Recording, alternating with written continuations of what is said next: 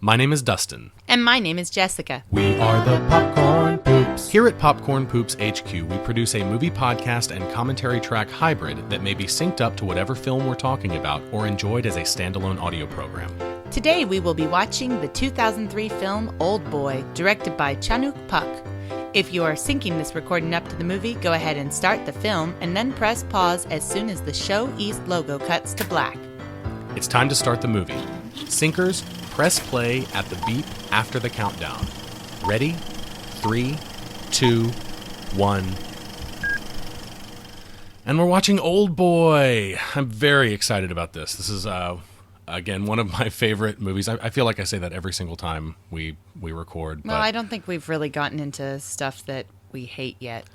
No, not yet. Not quite. We've dabbled in some less than some films that are considered to be less than great. Are you talking about the Buffy movie again? Well, I would concede that Dumb and Dumber is maybe not the greatest movie.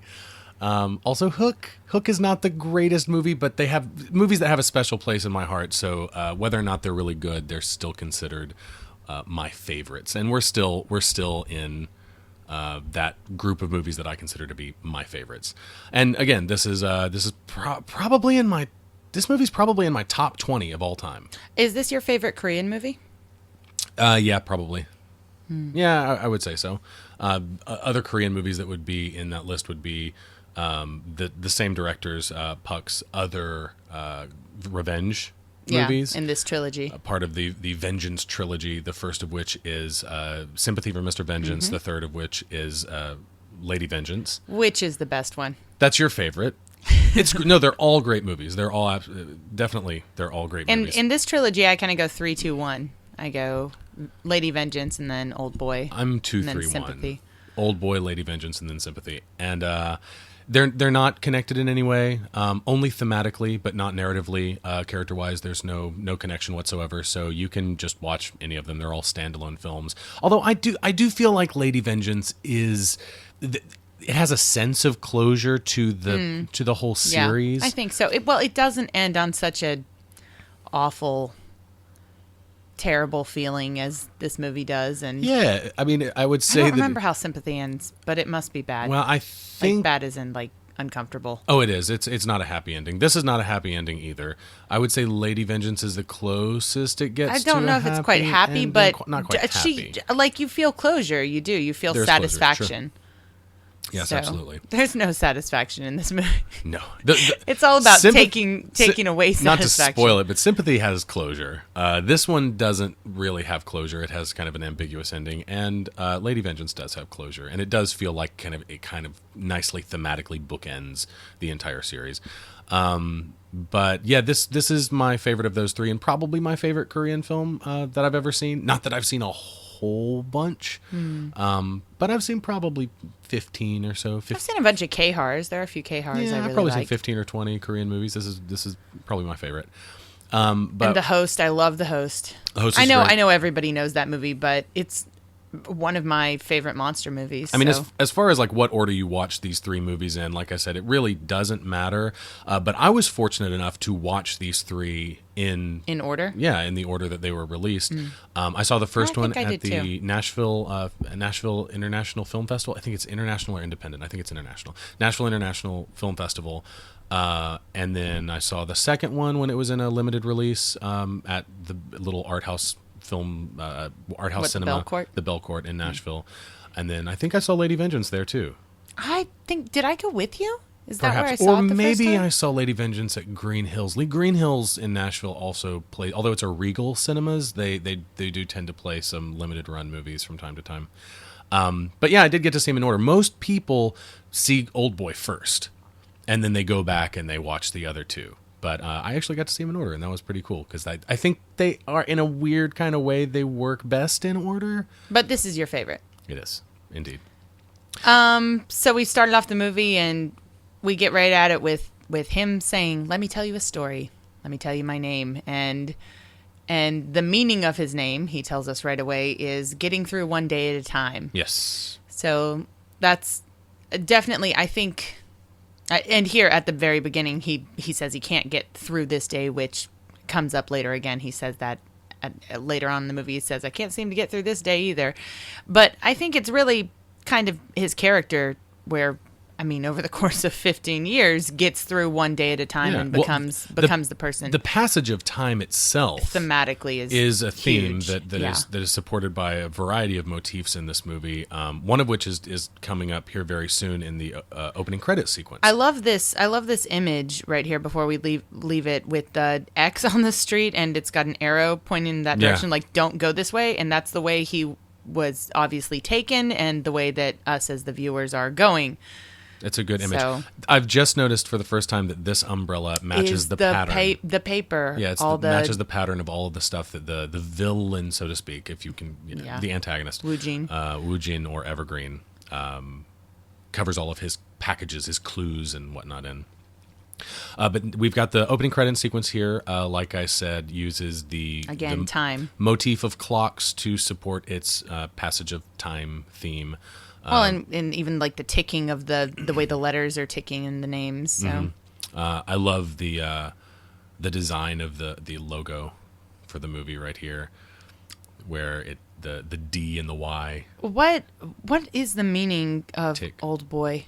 I know later they say it in the school chant, like the school he went to. An old boy is an alumnus of a prestigious, usually it's an boy obviously, but like an all-boys academy, a prestigious all-boys academy.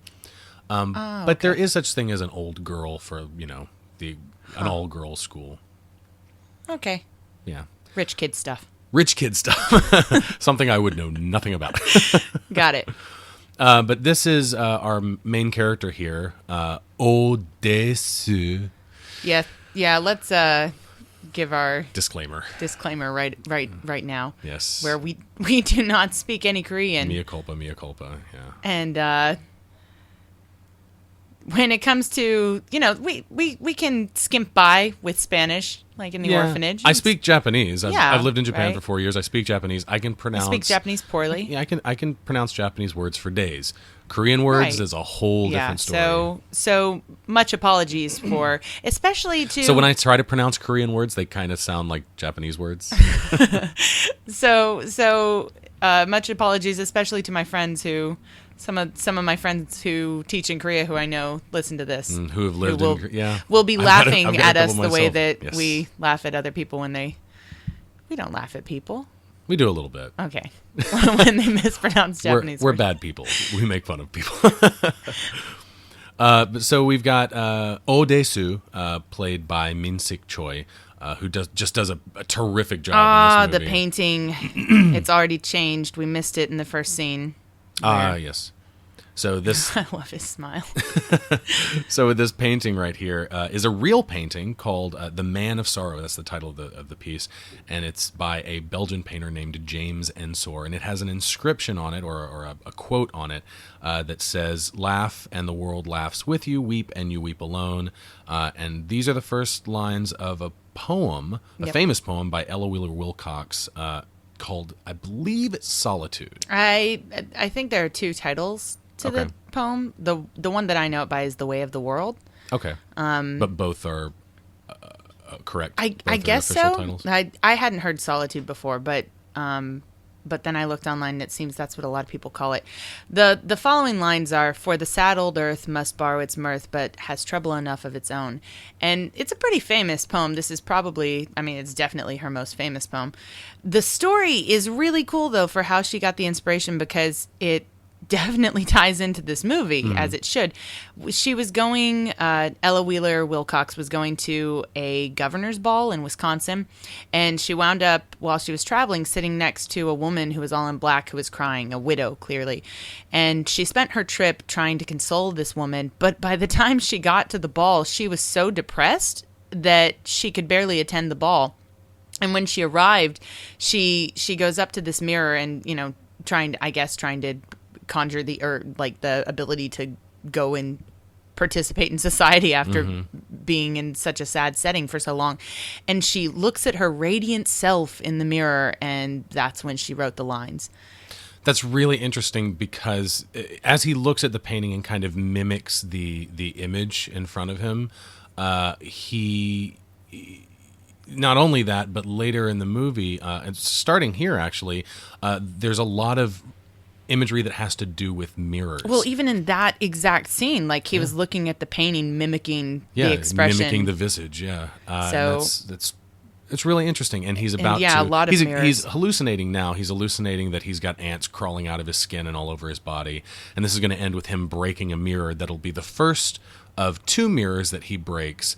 And then we've got a scene of dialogue that happens toward the end of the film, where a huge wall-mounted mirror is, central to the scene, and then also the important scene with the in the flashback, the ostensible inciting incident of all of the events of this movie, where the sister's holding the mirror while the dirty deeds are going on. A hand mirror, and also involve him looking through a broken glass pane.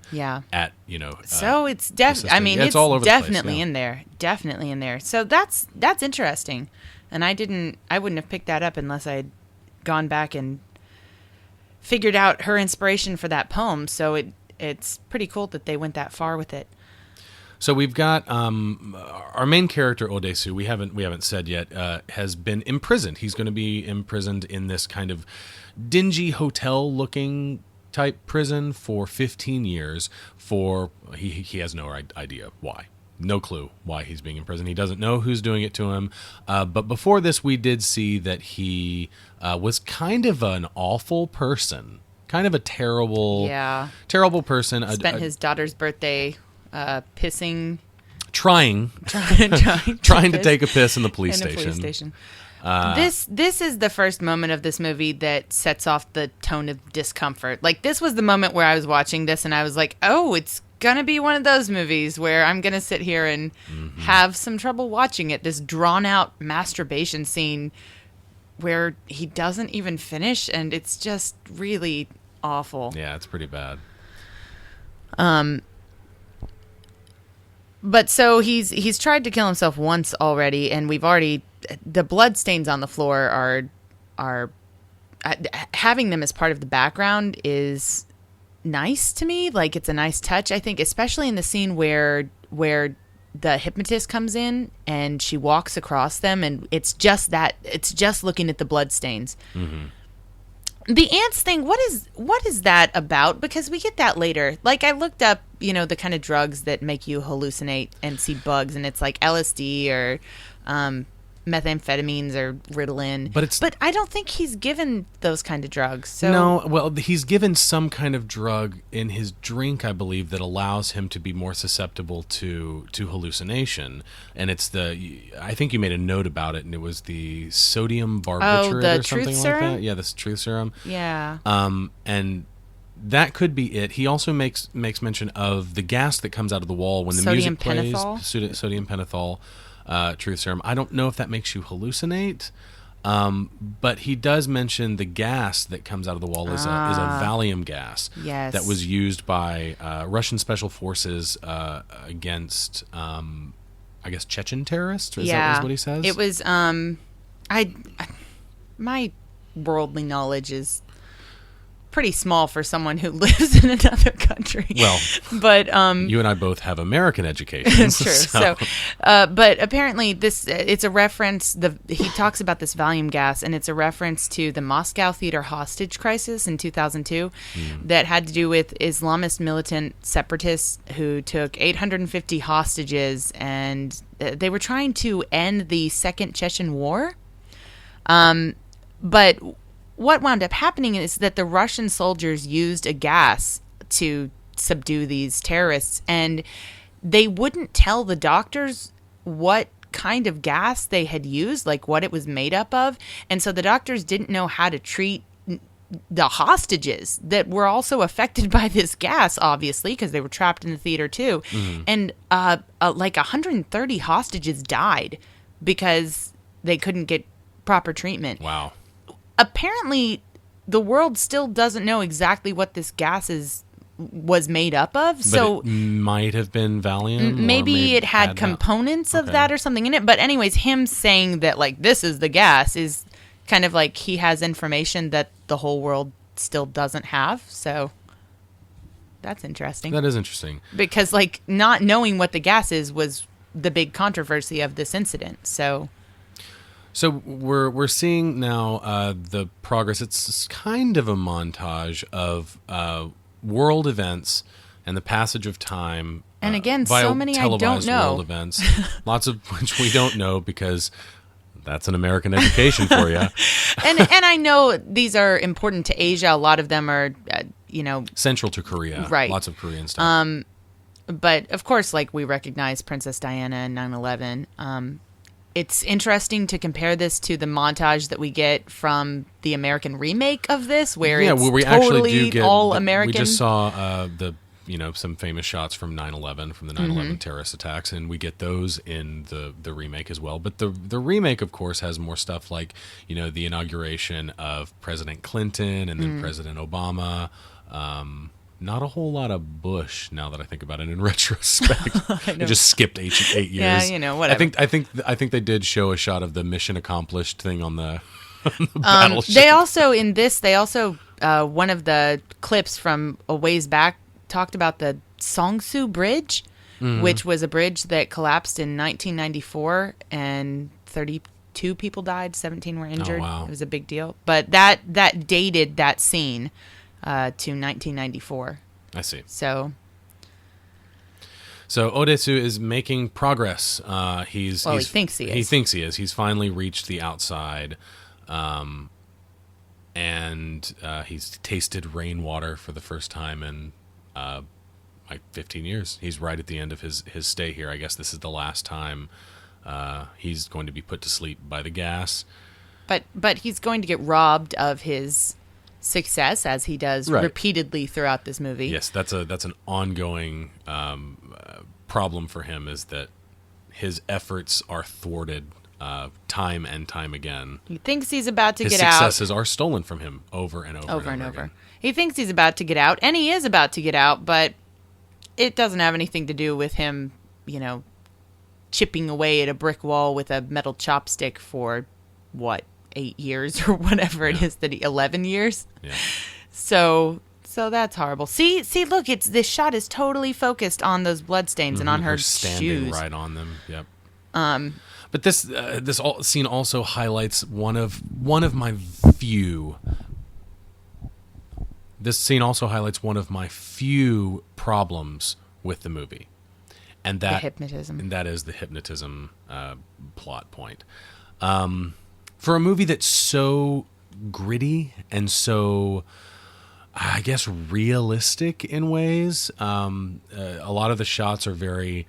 The cinematography itself is very, very organic. I don't know who is the cinematographer. I wouldn't be surprised if it was a DP by the name of Christopher Doyle, who tends to shoot a lot of really gritty, urban, but somehow organic and living.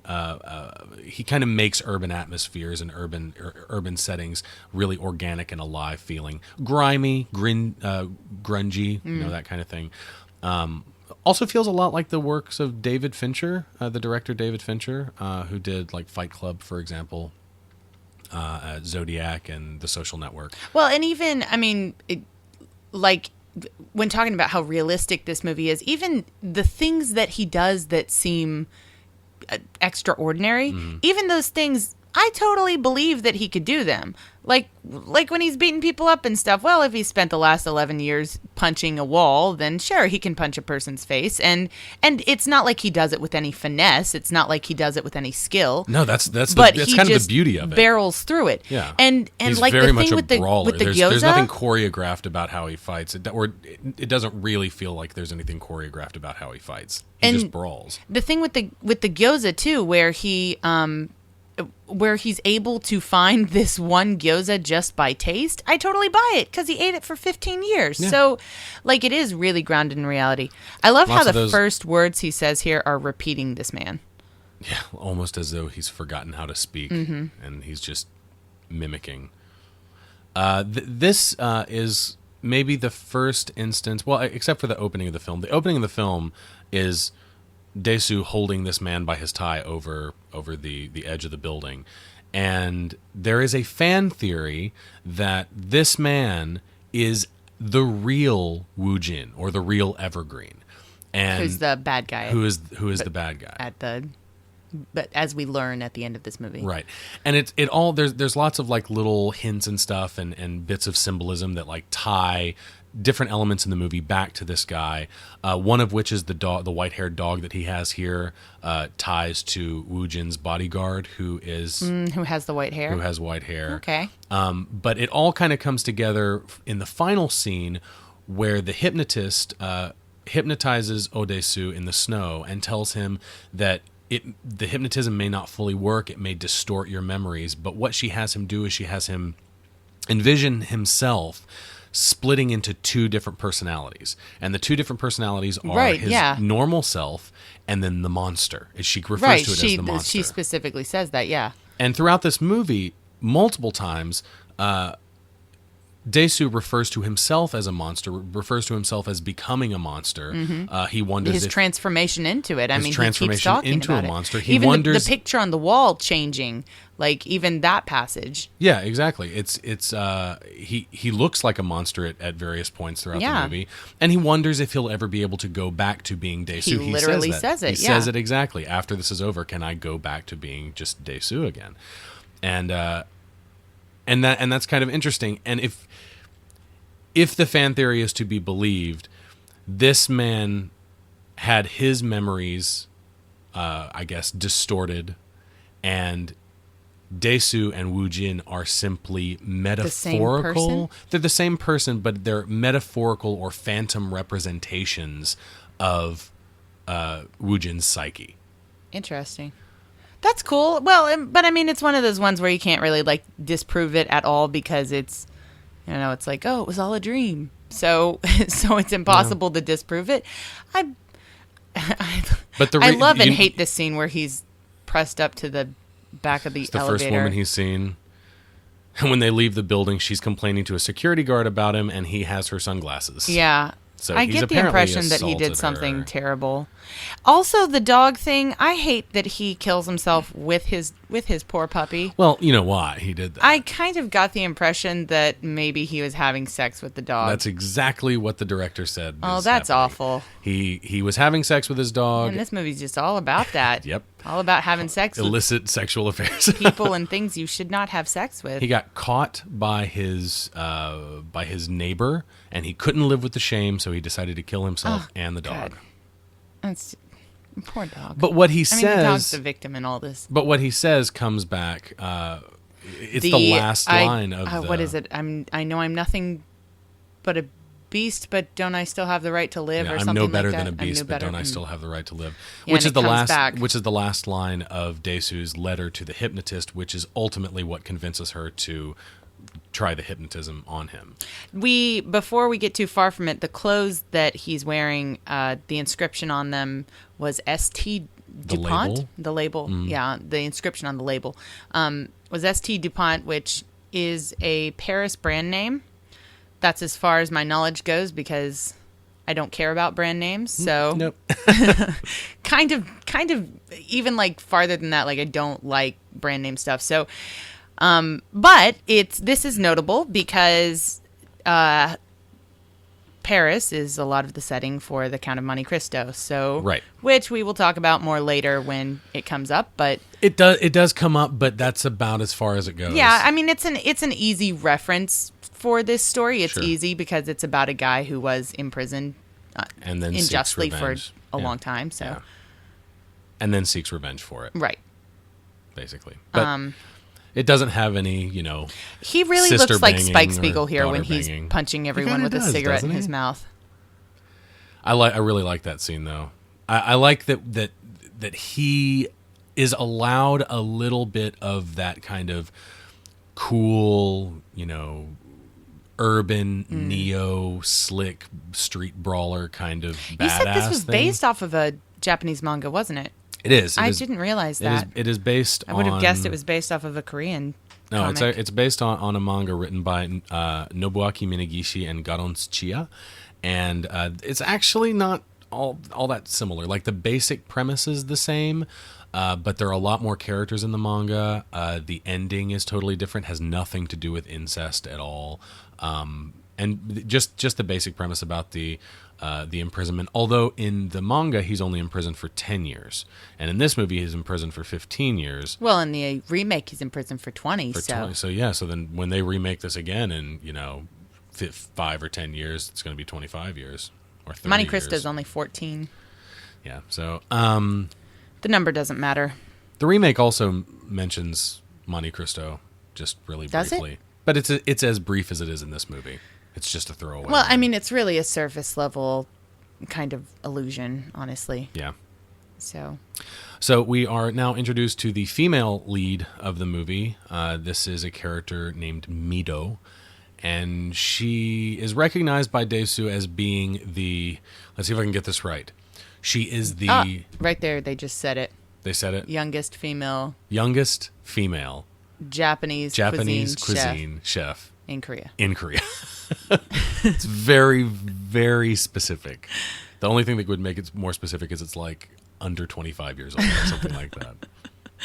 Or who was born in this city. Or no, I guess it's all Korea, but yeah. And we got our first hint at the big twist at the end because they recognize each other. Yes. Because they were hypnotized. It's so unnecessary. It doesn't. It is, I would buy it that they recognize each other because they recognize like facial features. Yeah, it is, but it's the magic story glue that holds everything together. Because every time you question it, every time you say, "Well, why did he do that? Why did he know to do that or go here?" Well, they were hypnotized. He was hypnotized. It's just he's just going based on a pattern. But he wasn't hypnotized to forget the thing that he forgot. Right. Yeah. So I don't know. I mean. I don't believe in hypnotism, which is why I have a problem with that story element here. But don't people use hypnotism to remember repressed memories? Isn't that a thing that people do? In the X-Files, they do it all the time. That's how Mulder learned about his sister's alien abduction. So he gets hypnotized and he remembers. Regression therapy. Regression. Oh, okay. Yeah, they do it all the time. So why didn't Woojin just do that instead of being like, I'm going to hypnotize you and just like dance around the issue and make you play this big elaborate game and make you bang your daughter and all this stuff? Well, I guess it's more satisfying that way. But whatever, it's an unnecessary element in this movie because I would have believed everything without it. Like, I mean, yeah, it's messed up that a daughter and father fall in love and have sex and whatever. But it doesn't even really have to be his daughter. Like, it doesn't have to be. And I say that. You have that theory about the end where this may not be his daughter. Actually, well, it's not that it's a theory. I don't think it's. I think that the movie clearly intends for it to actually be his daughter. And, right, but I mean, this is all the fact that this is his daughter, and that's the truth, only hinges on some photos in an album. Exactly. And, this scene is the... Well, we all know that you can't Photoshop anything, so... This is the famous It's impossible to change what a photo looks like. Live octopus eating scene, which was really hard for this actor. And hard for the octopus as well. Poor octopus. This is the second animal cruelty moment we've had in this movie. Yeah, that's true. At least the first one wasn't real. This one's real. He really is eating this octopus alive. Yes, indeed. He had to do this 3 times. That's awful. He had to do it for a couple of rehearsals, and this time right here. I mean, I say that's awful, but... And he's a Buddhist and a vegetarian. He apparently said prayers for all 3 of the octopi. Octopi? Do we say octopi? Yes, octopi. Octopodes. Octopods. Octopodes. What?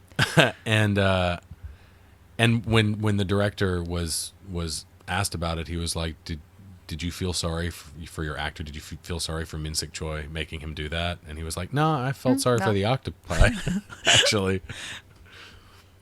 Poor little guys.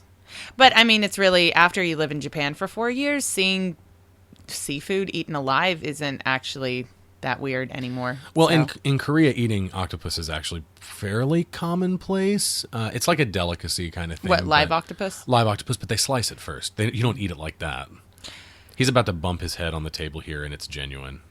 They just left it in the movie when he lays back down. Ouch! Oh man, that looks like it hurt. You just added more discomfort to this movie. Yep, that was real. Also, how did he carry all of those notebooks around? Yeah, I'm not sure because we didn't see them before. He didn't have them with him. Like when he was sitting in front of the fish at the restaurant, when he was looking in the aquariums, like he didn't. At least in the remake, he has like a white sack of his like letters and stuff that he's carrying around.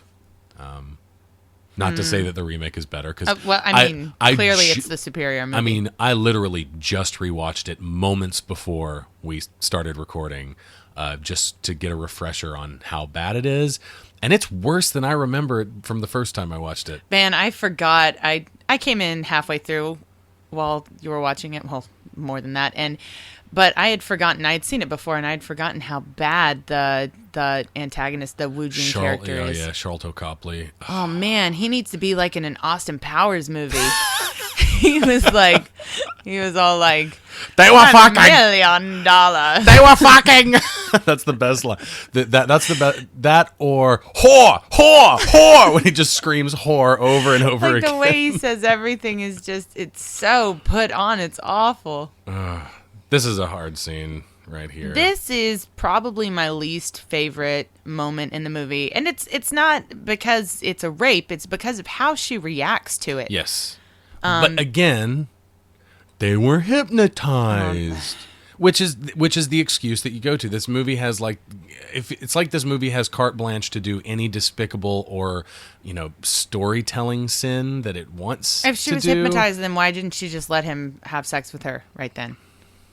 If she has no free will, that's a good point. Then why didn't she just let him have sex with her? That is a good point. If that is the end game, if that's the end game for Woo Jin is for the two of them to have sex, why isn't it just like you see him and you want to bang him, so you do? That's it. I mean, I hate her response here because she gives him an out. She's like, he just attempted to rape her. Yes. And she gives him an out and she's like, "It's okay. I understand.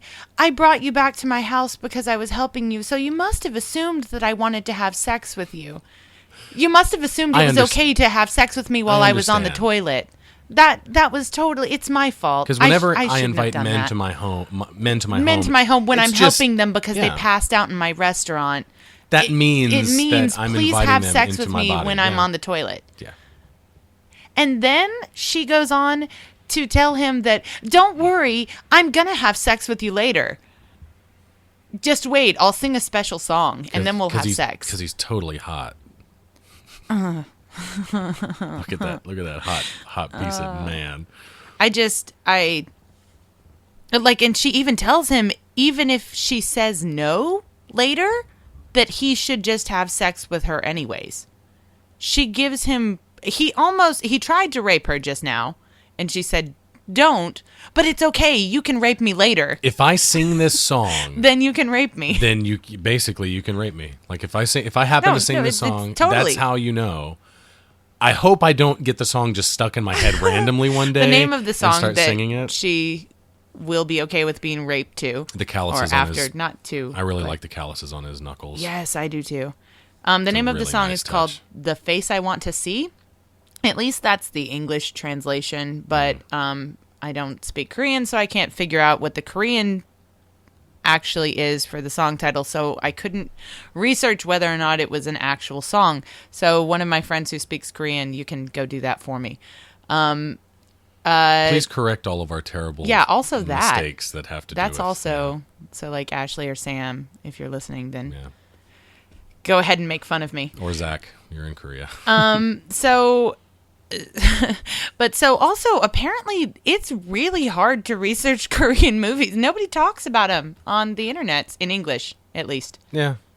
Like comparatively. I thought even The Orphanage had a ton of stuff about it. Well, but I was talking to one of my friends about this, and he was asking what we were going to do for the next Popcorn Poops, and I'm like, "Oh, Old Boy." And he's like, "What's that?" And there's even an American remake of it. I'm like, "Well, that Korean revenge thriller, they remade it last year with Josh Brolin." No, nothing. He's like, "Nah, man, I don't know." Did we miss the bug scene?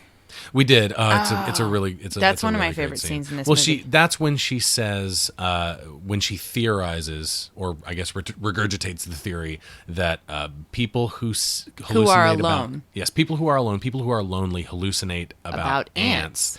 Because ants are known to work in groups. And then we get this really great, like, kind Well, of and avant-garde. right after she says, "But I've never seen them," and then we see her on a train, crying on a train by herself. So clearly she's lonely. And at the other end of the train is a giant ant. It's an amazing image. Yeah, I love it. It's kind of brilliantly avant-garde. I really this like scene that. bothers you. It bothers me because I don't know how they know to go to the watch shop. Yeah. And it's the start of all their research. Like, it's the start of the whole trail. I pay close attention to movies. I pay maybe too close attention to movies, so much so that sometimes I can't just enjoy them. Yeah. The concept of turning off my brain. That's how I am when I read. So. The concept of turning off my brain for anything, which is kind of a thing that's going around now. It's like, just turn off your brain and enjoy it. I can't. I just can't. Oh, I can do that for a movie. Yeah, I know you can. I know the junk you watch. So I have no idea. Nothing was mentioned about a watch shop. I have no idea how they got there. I don't know. It's a mystery. Yeah, it's and true. That's what I don't know. That's what starts their research. I don't know how they got there either. Or their quest to find the truth. And now he's on the gyoza hunt. That's right. Gyoza, or what are they in English? Dumplings? Dumplings or pot stickers. People call them pot stickers sometimes. I don't know what they are in Korean, though. But they're, if you don't know what any of these things are, it's like a fried. That little piece of paper that he pulled out actually had the kanji, the Chinese characters for blue dragon. Cool. I can read that. Good job. Right there. There it is on the door again. A+. Yeah. Go pass some more tests. Yeah, I'll do my best. So yeah, we're going to get a little montage of him going to all of the restaurants in town that have Blue Dragon in the name. Because that was the only part of the name of this restaurant that he saw on the little sticker paper. They do not look delicious. I hate gyoza. I have some gyoza in the fridge. Oh, great. Just wonderful. calling my name. I'm going to love that. There's a saying in Japanese where I don't know exactly what it is, but it's something about, like, if you can tell if someone's eaten gyoza, like, the next day from, like, 10 feet away. And that's totally true. That's true. So this is in my house. Just imagine that world. So when I'm on the train, like, standing shoulder to shoulder to somebody, and I smell gyoza on their breath, I turn to him and I give him a little knowing nod. Like, yeah, what's up, man? My gyoza brother. I hate gyoza. So I delicious. hate onions, and so gyoza are delicious. so oniony. So this is the scene where Mido is chatting with Evergreen, who ends up being Woojin, our antagonist. And he mentions a couple of things. He does mention the Count of Monte Cristo, which is a very surface level reference. Yeah, she just... It doesn't... He's calling Desu the Count of Monte Cristo. Right. It doesn't go any farther than just the basic, and we said this before, but just the base level, was imprisoned, now he's out and seeking revenge for his imprisonment. Yeah, basically. It's Alexandre Dumas, who was a French... I believe it's pronounced dumbass. Oh, gosh. It was a French historical action or adventure novel set in 1815 to 1838. It was serialized 1844-45. I've never read The Count of Monte Cristo. I've, of course, seen some other versions of it. Like there was a movie that was out a while back, like an older movie. I'm not sure. I don't know. Maybe it was a really old movie. There have been a few adaptations of it. I've seen some adaptations of it, but I've never read it. There's even an anime adaptation of it. Yeah, that, as I understand, is not good, right? Oh, I don't know. I've never seen it. I think it's called Gankutsuo or something like that. I don't know. Maybe. Whatever. I don't know anything about it. But I do know, however, that Dumas is an exceptional writer because I have read The Three Musketeers, and yeah, the language is antiquated, but but he is so sarcastic. He's really funny. He's a great read. So it's a lot lighter than this. Yes, absolutely. And someday I will read this book. I love this composite shot right here with both the chopsticks in his hand and his face all in focus. But one of the things very nice shot. That like similar things are that he was imprisoned through means that like subtly have to do with incest. In our day incest. The cousin of his fiance who wants to marry his fiance is part of the reason why he gets imprisoned. But of course, that wasn't such incest back then, right. The way that we think now. Pretty commonplace. And then it was like 14 years that he was there. He almost committed suicide or almost attempted it. But it just eventually goes nowhere with there. I mean, he does a bunch of nice things. Edmund, the main character, who would be the Daesu character, he does a bunch of nice things and helps old friends. This shot right like here with the hammer and the dotted line connecting it to the guy's forehead is so ridiculously Quentin Tarantino, I can't stand it. Yeah, it really is. And the ding. Also, like, for an idea of the kind of tone of this book, the final thought from the book is a really famous line, and it's, all human wisdom is contained in these two words, hope and wait. It's like, well, I guess we really don't have a lot in common with this movie after all. Nope. I mean, wait. He has to wait. He has to wait. I think it would... There's no hope in this movie. What would you replace hope with? I don't know. Hammers. Horrible discomfort as people's teeth are ripped from their mouth. Incest. Yeah. Dog sex. Ugh. So we can see that all of these rooms have cameras in them, which means that they knew that Odesu was trying to get out the entire time. I think there's even someone in there. It looks like there's someone in there who's trying to tunnel their way out. Yeah. Like the left, one to the right from the top left corner. And there are guys dancing around, like, doing, martial arts, shadow boxing, and same stuff kind like of that. stuff he was doing. Yeah. This is a horrible scene. It is. Not the most horrible scene in the movie, by my opinion, but... It's up there. I think that all of the horrible stuff in this movie is on about the same level, I guess. Oh, we missed that moment. This makes me cringe hard. When he first got out and we saw his wrist and we saw the passage of time in three forms on his wrist, where we had the scars and oh gosh, the tooth. Oh my God, no. Oh no, no. It's so his tongue licking the claw of the hammer. Oh, and like when the blood just starts to come out, just a little it's juicy. Oh, and the rag, red, solid it's red. Just it was soaked. a white rag, it was white, wasn't it? Yeah, and it's just soaked. Oh my gosh. That's Bad News Bears right there. It's some awful. Juicy Bad News Bears. That's really awful. We see a calendar again in the foreground of the shot, so... Yep, that's right. I was saying about the passage of time on his hand. We saw it in the scars, in the tattoos, and he had a watch on, all in the same scene. So they really keep pushing this passage of time. Yeah, as they should. Obviously, it's.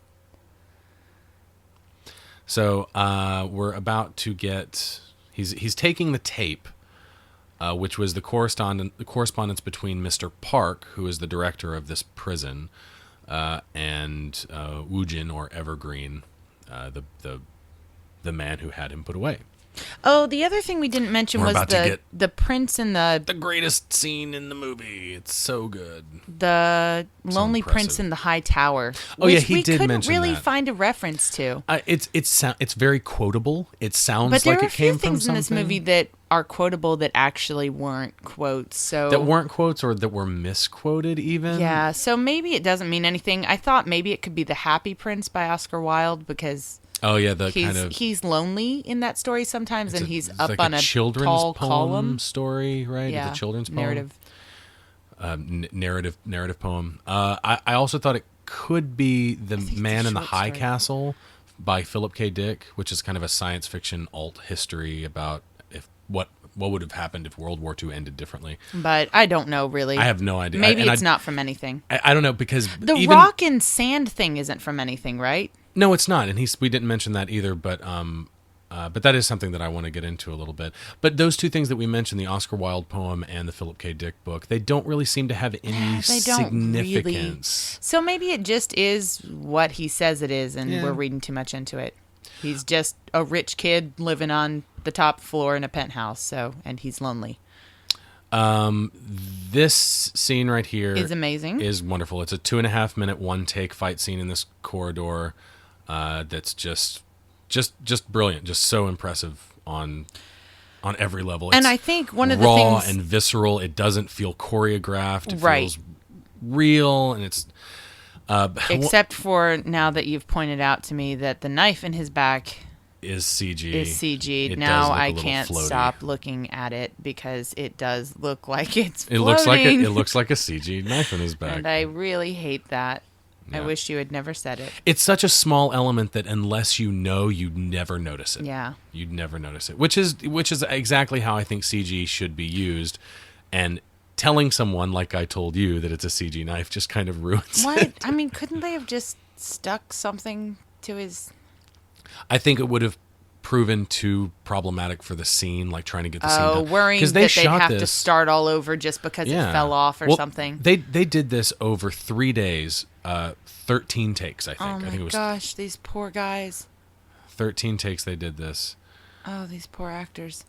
I love, one of the things I love about this scene, which I hate in the remake, is that in the remake, it's, well, for one thing, we don't use the one take thing. So it's got a long take in there, but it's nothing like this. But the other thing is that it feels really like this is a kung fu movie and we're gonna dance around each other and wait our turn to kick each other in the face. Very choreographed. And in this, it's like when people don't come at him, it's because they're injured or because they're scared. In fact, all of the fights in the new movie feel really choreographed. There's a really brief fight that he has. I love them just writhing in the hall. Like worms in the dirt. That's awful. That's what it looks like to me. And the blood dripping down his neck. It's great.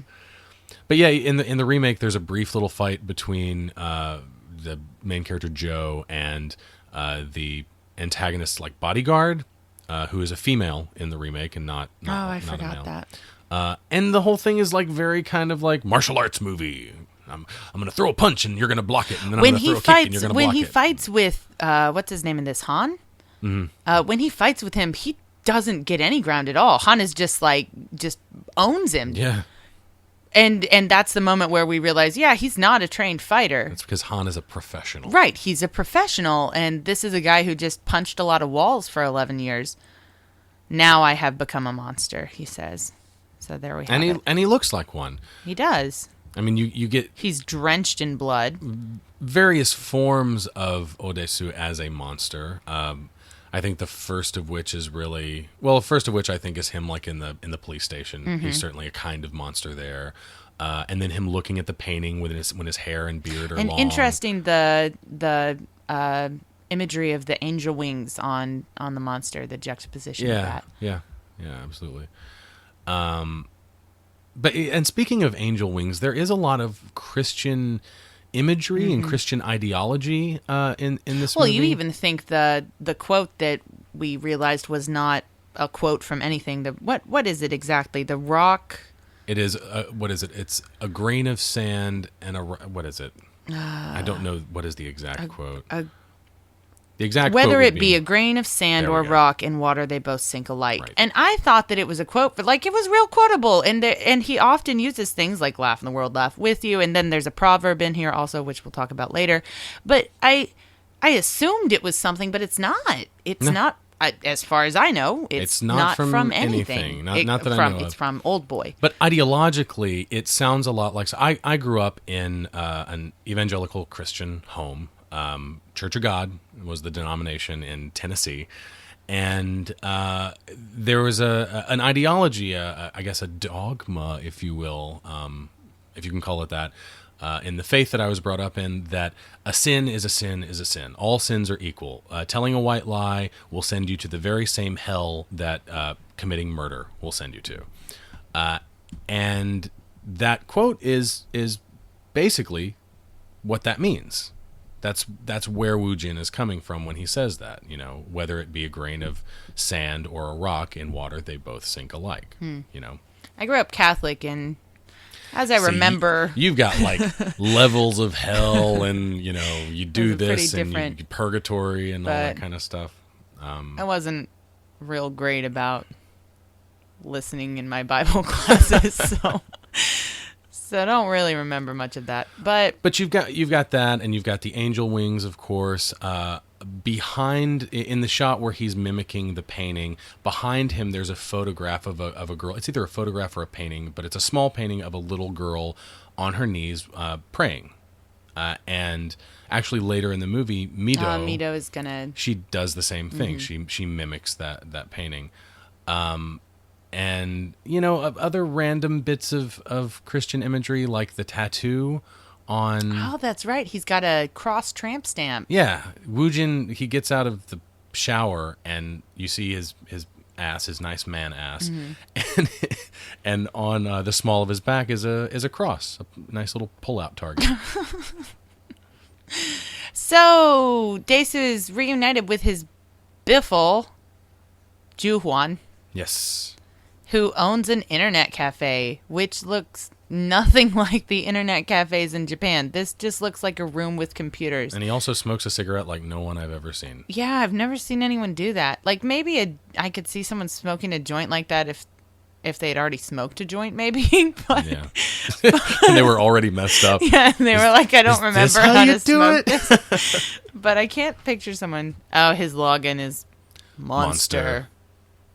Yep. But yeah, this internet cafe in Japan, we have these cool little cubicles with like massage chairs and they don't look nearly as dingy. You can get free popcorn and ice cream and corn soup. Yeah, they don't look nearly as dingy as this. And yeah, I've slept in. I mean, they're made to sleep in sometimes, if you want to. Yeah, if you miss the last train and you just got a few hours to spare, chill and sleep. I mean, you can rent bathrobes, take showers. Yeah, they got lots of comic books, free drinks, popcorn, candy. They're like ice cream, hotels, like except that. You don't get a room. You get a cubicle with a closed door. In this scene right here in the background, access. You can actually hear sound effects from Half-Life Counter-Strike and StarCraft because Korea. That's just the reason. That's it. It's not a. I mean, it's a stereotype, but it's a just stereotype. Little bit of little known trivia. Someone in that internet cafe is dead, slumped over the keyboard playing World of Warcraft. Probably. Well, are you just assuming? Well, it's Korea. It's Korea. I think you're taking it too far. I don't know. I think you need to look up some news stories. That's sad. We got another quote. Lots of quotes. Lots of quotes here. Like a gazelle from the hand of the hunter, like a bird from the snare of the fowler. Free yourself. Yeah, this one's great. That's what Woo Jin just said. And it is from the Bible. We come to find out later it is from Proverbs chapter 6, verse 4. But in reality, it's from... Actually, Proverbs chapter 6, verse 4 is... Give not sleep to thine eyes, nor slumber to thine eyelids. Verse 5 is like a gazelle. Put a pause on that. This shot right here with King Kong holding Fei Rei behind him as he holds Mido is some excellent reflexive imagery, being that King Kong is considered a classic movie monster. Yeah. It's great. You know what? That's in my opinion, that's the second. I love that he writes on her with lipstick. You love that? I don't know. It's one of those like love. When I say that, I mean it's a nice touch, but you don't like that he's doing that. Yeah. Anyways, classic movie monsters. I really feel in this scene when he says that when Woo Jin talks about creating the monster that Dae-soo is, I really get that Dr. Frankenstein vibe from him. Yeah. So that's multiple classic movie monster references if you ask me. And it also feeds into that fan theory about, if creating the monster. If it came ultimately from Woo Jin originally, if Dae-soo is a representation of Woo Jin's repressed memories, then in a way he created them. Yeah, if you buy into that.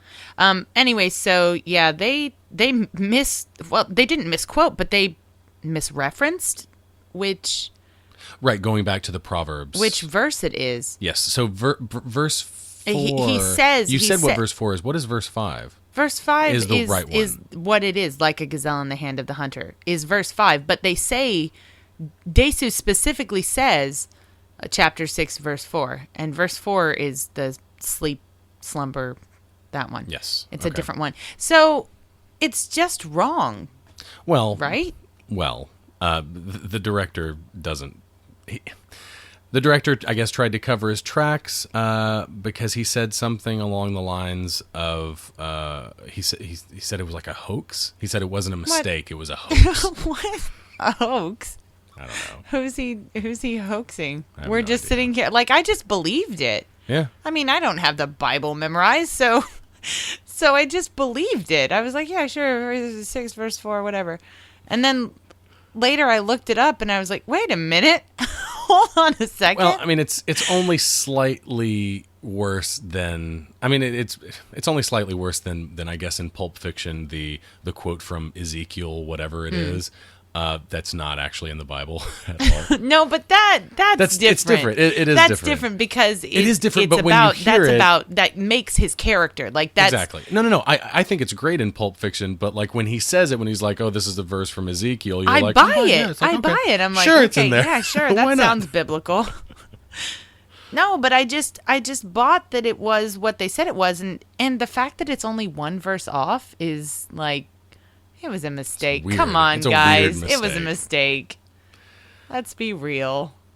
So in this scene right here, we've got Daesu confronting Evergreen for the first time, and Evergreen basically poses him or offers him a choice: vengeance or truth. And I mean, Daesu could kill him right here. And if the next scene is to be believed, he has a knife on him. Also, he has a hammer. Got his hammer. On him. So, and also, doesn't he try to choke him or something in a second? He already did. He already did try to choke him, and that's when. So he's got his That's fist when too. Woojin says, "Oh, you're strong. The monster I made is strong," or something like that.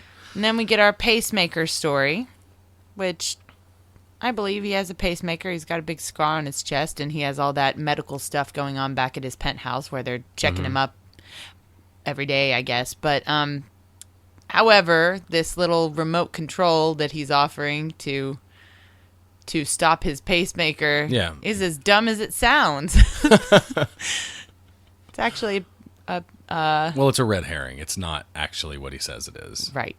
It's actually a remote control for some audio equipment, some very special audio equipment that I hate it. has a very special piece of media that has yet to be recorded. Oh no.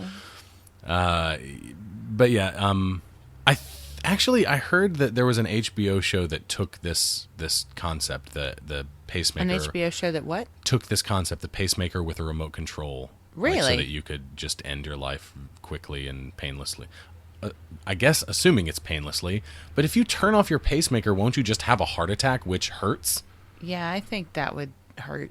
Yeah, I don't think it's I just think like heart attacks hurt. I think turning off your pacemaker is not like turning off your heart and you're like, oh, done. Oh, I'm dead now. It's like, no, you turn it off and then your heart stops functioning the way it's supposed to. Well, I think that what a pacemaker actually does is that it detects when your heart has like, what's it called? Palpitations. Palpitation. Or something? If you have a palpitation, it will like shock your heart into like coming back quickly. And more rape. Well, not rape, but they haven't raped us. I hope. Insinuations I assume of rape. They haven't raped her yet. And boobs, but not in a fun way. No, it's not. But we need to be more fair. Yes, we do say, "Hey, boobs. Hey, look, boobs." but we also need to recognize when there's some lovely man. What are you talking about? There's rarely, like, that's the problem with movies these days. Eventually, we're going to watch a movie that's got a penis in it, and I'm going to say, "Hey, penis." Yeah, and then you can count the number of times in Popcorn Poops that we've been able to say "Hey, penis" compared to "Hey, boobs." Well, yeah, but movie boobs are like, that's an institution. What? An institution? Yes. What does that even mean? It's a stalwart in cinema. Movie boobs. Oh, please. No, I think boobs should only be in movies if they have thematic Oh, grounding. give me a break. Yeah, I'm not saying If they're that. I'm just saying if they're there needs to be, intellectually satisfying boobs. gender fairness here is what I'm saying. Let's stop talking about the rape victim's boobs. That would be nice. So in this scene right here, Mr. Park has come for a bit of retribution, a bit of his own revenge for having his teeth pulled out. And Crazy laugh. and he pretended to pull out one of Dae-soo's teeth, and he says something along the lines of imagining it is worse than actually doing it, or So just don't imagine anything, and you'll be tough as hell. Dae-soo takes his advice, and that's exactly what he does, and starts to go crazy. And that's what he does repeatedly throughout this movie is he takes people's advice and he does what they want him to or what they expect him to, and he even repeats people in multiple cases, not just the first line. One of the first things he says to Mito when he's in her apartment is repeating her. Yep. So kind of like The Big Lebowski. Ah, yes, that's right. So this is just a remake of The Big Lebowski. Oh. No? No. Okay. I don't think so. Nobody goes bowling, so. That's true. Well, the dude doesn't go bowling either. That's true, too. Never actually see him bowl. In the American remake, I really... Of The Big Lebowski? I'm sorry. You rewatched it, and I don't remember. But the Dae-soo character gets beat up pretty bad in this scene, doesn't he? I was out of the room when that happened. I had it on, and in that particular moment, I walked out of the room. Oh. So, In my memory, I think he gets beat up pretty bad. Beat up. And in this scene, before he just got hit with this bat, I was believing that he was going to do some damage. So also, he has a knife. Like I said, yeah, he could have just walked up to Evergreen with the knife and just stabbed him a couple times. Right, but then he wouldn't get the truth. He wouldn't, but if he had a knife on him, why didn't he just stab him? Be like, oh, you're dead, done. Well, I think before Evergreen had a chance to offer him vengeance or truth. But I think he. I like how that scene ends when she's yells like, at him. You like, believe me now, you bastard. Yeah. It's fair. That's fair. It is. It's absolutely fair. What do you think of Woo Jin's clothes? His hat? Well, if you think about it, he's got a lot of money, yes? Obviously, he has lots and lots of money. Oh, so do you think he's like trying to I think he's probably somebody stay important. low? Yeah, I think he's probably somebody important. And he doesn't want to be recognized, so he wears schlubby kind of clothes. Keep it on the DL. Yeah. And this car scene, they're bugged in the car.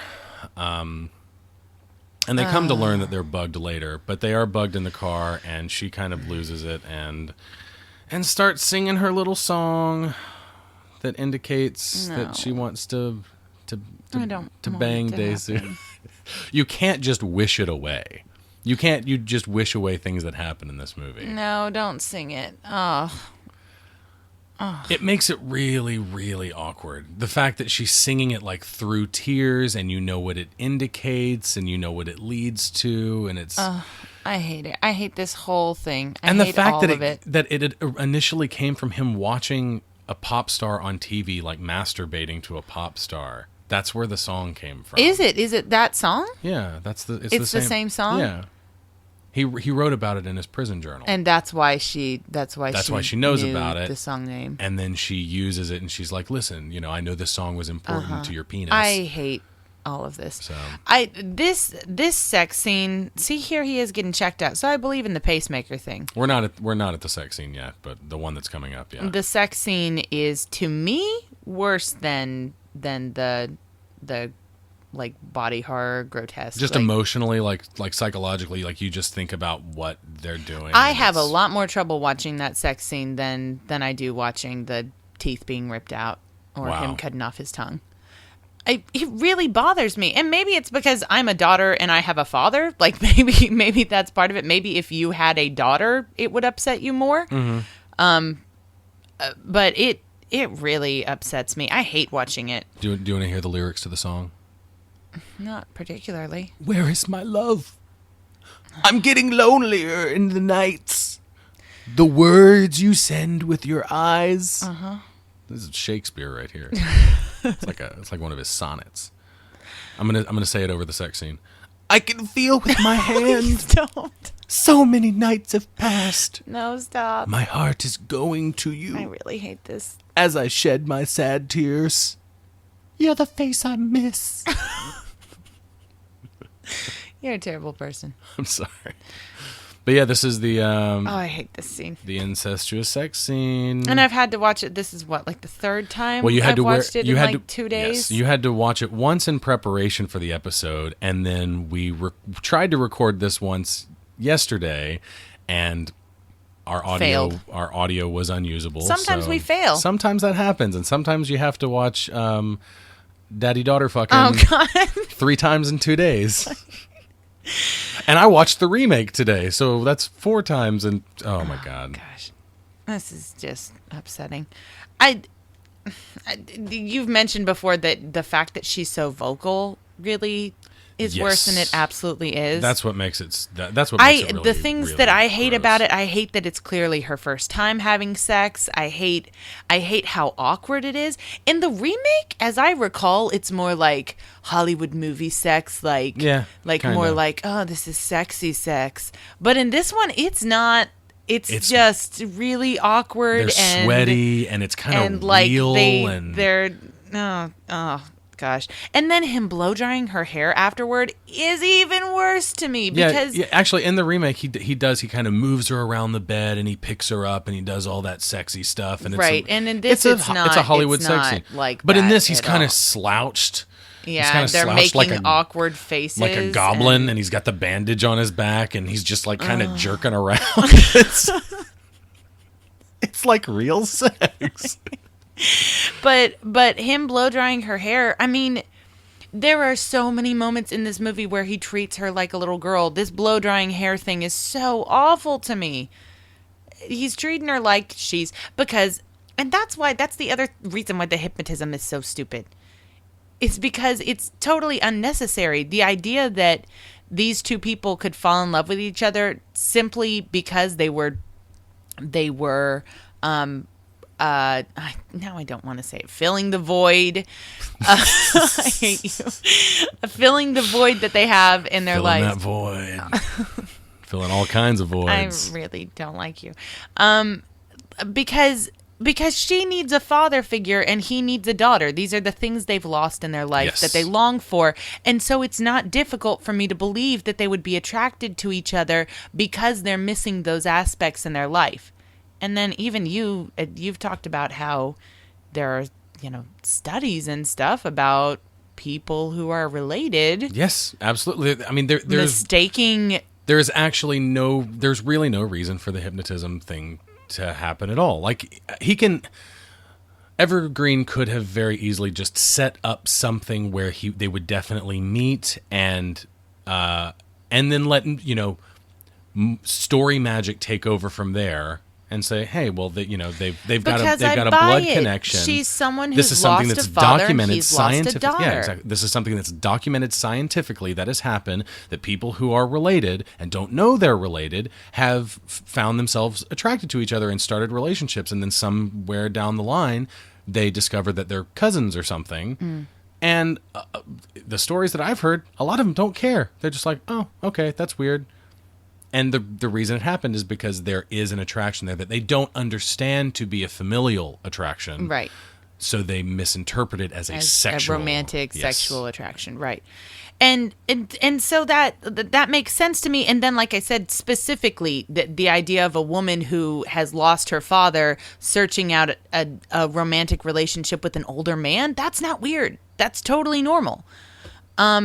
It makes sense. She wants that father figure in her life, and whatever judgment people want to pass about that kind of thing, whatever, like it is what it is. So I don't feel like it's beyond my scope of imagination to think that they could just fall in love just because. I don't need the hypnotism. Yeah, you don't have to stretch your suspension of disbelief very far, but the hypnotism thing stretches my Yeah, of that's disbelief what to stretches breaking. my suspension of It's disbelief. fantasy. Like, it's fantasy. This is supposed to be a gritty, realistic, revenge thriller. It's unnecessary. With hocus pocus in it. There's some hocus pocus that just doesn't need to be here. so And it's such a shame because the movie is so well put together. Like, it's such a great movie, and it's so entertaining throughout, and it's so thrilling, and it's hard to watch, but it's challenging, and, you know, it's got all of the things that I really like in a movie in it, except for that little bit of unnecessary hocus pocus. We missed a couple things like the hand in the box while we were ranting. We did. We didn't even mention it when he said he was going to take Mr. Park's hand. Yes, he said he was going to take Mr. breast. Park's hand, and then he got Mr. Park's hand in a box, and he knew it was his because of the ring, and clearly it's Woo Jin giving him his hand, but it's also him taking Dae-soo's revenge again. Yeah.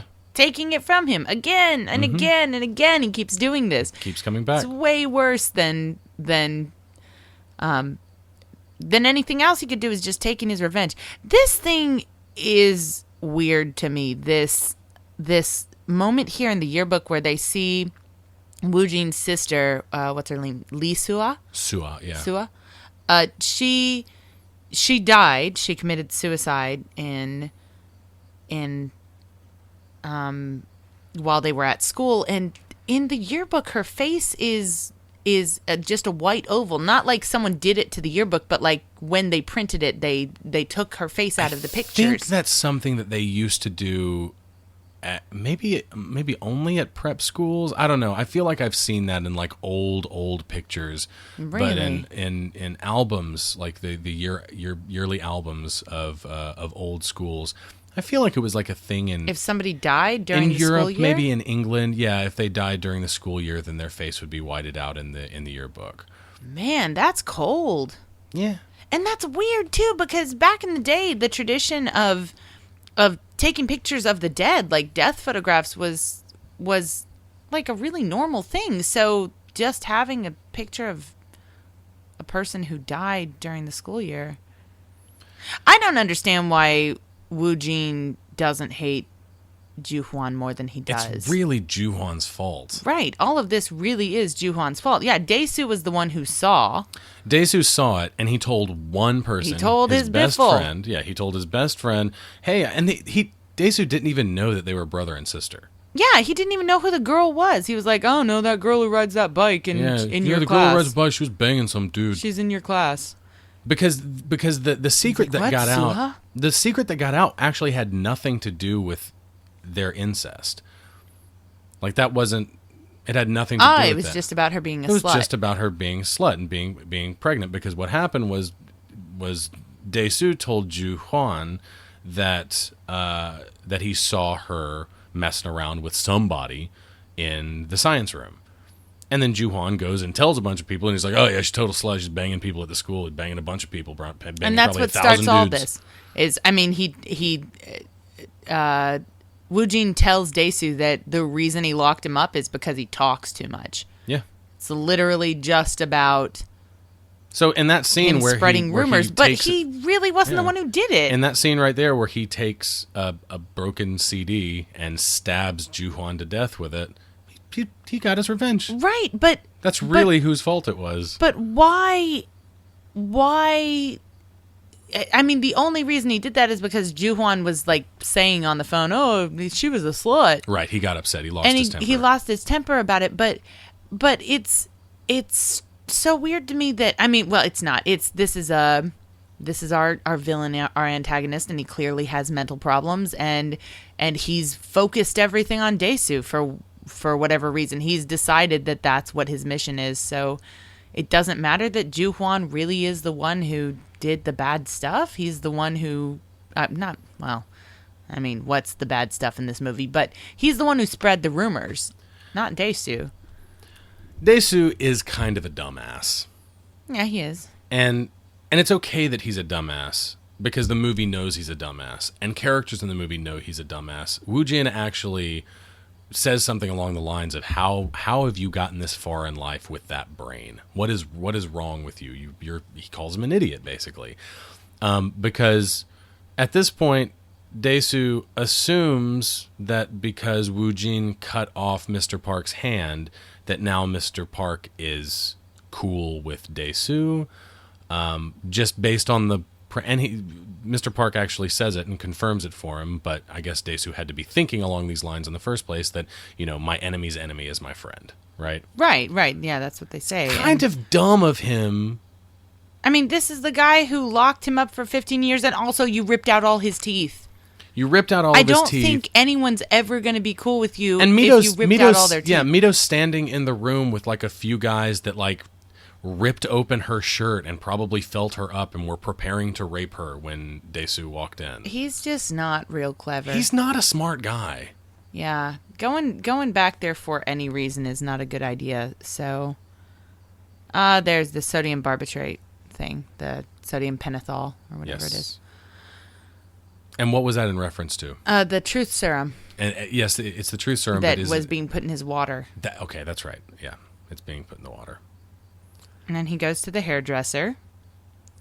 And he takes what was the name of the hair salon? Waterfall or Windfall, Windfall, Waterfall, something like that. Do you remember in his prison room, the view outside the window was a windmill? That's right. Interesting. Huh. It wasn't a real view. It was a photo that they had a light behind that flickered sometimes. A light box. Yeah. Of a windmill though. Yeah, but this right here, this is you said something about this before about the knees. Yeah, what is up with focusing that? on the knees. I think it's what he remembered most about Soo-ah is her knees. Her knees. So in the scene before we get to the flashback with Soo-ah, he sees this woman's knees. He sees another woman's knees who walks into the salon in a minute. And then it cuts to the flashback. But this right here, he knows to go to the salon because he found a clue left by Woo-jin in one of the yearbooks at his high school. And I guess that lets the audience assume that Woo-jin is always just one step ahead of him, where he's always leaving stuff exactly where he's going to be, because he knows where he's going to be. Well, he even sometimes in dialogue he even predicts exactly what Dae-soo's going to do. So I can understand that he would know that before he got the bug removed, because he was bugged, so he could hear his conversations and everything. But him going to the high school, all that happened after he had the bug removed. So I guess we're meant to assume that Woo-jin was actually in the internet cafe, like when Mito was looking up like all of the evergreen old boys, evergreen this and that and whatever. Oh, and she said one thing at the end that you mentioned something about. The Norwegian Wood thing. Right, Norwegian Wood. Yes, it just randomly in the list of evergreen search results that she pulled up, one of the things she pulled up was Norwegian Wood, evergreen, which the thing I thought of was the Haruki Murakami novel. Yes, which is kind of an offbeat love story. Mm-hmm. It's a Japanese novel that had a movie remake that came out. There was a movie a couple years ago here. Haven't seen it. Then that movie, or the title of the book, comes from the title of a Beatles song, which is also an offbeat love story. So I'm just assuming that he's trying to group this in with offbeat. How's this for an offbeat love story? Also, they go to a Catholic school. That's very weird to me in Asia. Ties into the Christian stuff. It does. It does. I get that. I just am. And my friends who have lived in Korea have told me that this is the case, that there's a lot of Christianity in Korea. It's just hard for me to picture because... That's a hell of a uniform. Yeah, it really is a migraine of a uniform. That's is what wild. It is. It just is weird because here in Japan, I don't know. It's just a very different experience than I guess because Christianity is how can I say, like a decoration? It is in Japan. It's fashionable. It's fashionable. Yeah, absolutely. You have your wedding. Trendy. You have like your real wedding, your traditional Japanese ceremony, and then like later you do one with like an actor, just some white guy who speaks English. Basically, yeah. I mean, you've even had the opportunity to go do it and to go. Yeah, there are companies that specialize in training foreigners to pretend to be priests. Yeah. And you put on a suit and you go in because they don't care. It's not like they can understand. She is reading the unabridged journals of Sylvia Plath. She sure is. Do you know why that's important? I could probably guess, but why don't you tell me? Okay, I'll tell you because Sylvia Plath is was an American yes. author, poet, and short story writer who famously committed suicide in 1963, which is clearly the reason why this girl is reading her, because this girl is going to commit suicide. Sylvia Plath was married to Ted Hughes, a poet, and she suffered from depression through most of her adult life, probably in part because he had an affair. And I mean, that's my assumption. That would definitely depress me. So I think she probably had other psychological things going on. She was being treated for certainly depression didn't help. also. But anyways, she died of carbon monoxide poisoning, put her head in an oven, and sealed the doors with her children sleeping in the next room. That sounds like a fairy tale or something. Yeah, no, it's for real. That's what she did. Some Hansel and Gretel shit. And an interesting thing about the journals is that book that she was reading, there was one more journal. The last journal of Sylvia Plath never was published because Hughes destroyed it. Oh, wow. Yeah, because he thought that was part of the grief process or something, was destroying her last novel, the one that led up to her suicide. That's kind of shitty, I think. I like this sequence right here of him running around trying to follow himself. He's not following himself. He's trying to follow Woo Jin. But this shot here and a couple of the other shots are very kind of MC Escher-esque. It is going up the stairs and going down the stairs and going up the stairs and going down the stairs and going down the sideways stairs. Oh no! I cannot be forgiven for a Family Guy reference. I'm so ashamed. Oh my gosh! But now it's sister banging. Sideways stairs. How does that tie in? Describe how going down the sideways stairs ties into incest, sibling incest. Into this. It's a euphemism. Inciting incident here. It's a new, fresh, hip euphemism for fucking your sister. Oh my god! Hey, what are you doing this weekend? I'm going down the sideways stairs. If you know what I mean. I don't want to know what you mean. So this is a scene that we mentioned earlier, and it is in fact the scene where Soo-ah is touched and embraced lovingly by her brother and his mouth. Hey. You know, if it's good enough for Luke and Leia, and Jamie and Cersei are you know, if we're talking in modern media, right? This is a hot topic. Screw that. I'm going back to Luke and Leia. Yeah, but they stopped when they found out. That's what you think. You better take that up with Han, because he's gonna get pretty pissed if he finds out that she was still having sex with her brother. Yeah, Luke was all up in that scruffy looking Nerf herder. Okay, you need to stop. So in this scene right here, dun, dun, dun, Woo Jin, no, I don't need that. Woo Jin takes off his sister's panties and tries to get up under her dress, and she doesn't have any of that mess. And then she helps him take off her bra and undo her top. Are you giving us a play-by-play? Play-by-play, yeah. I really don't need it. I'm watching it for like the third or fourth time. Please. But that leads to something that we mentioned before. She's going to pull the hand mirror out of her bag and watch herself and do this little being narcissist little. It is. There's a narcissist thing going on there. And I think that's probably one of the themes that the mirror motif Well, I mean, it's hard to, let's be honest, supporting. it's hard to get away with having someone stare at themselves in a mirror and not have someone be like, oh, It's like narcissists. so, I mean. I read that story. Right. So it's kind of hard to get away from that. But I think tying it into the Wilcox thing, too, is pretty interesting. The boobs in this movie aren't fun. No, I don't. No, don't do it. No, I don't want to see it. Ugh.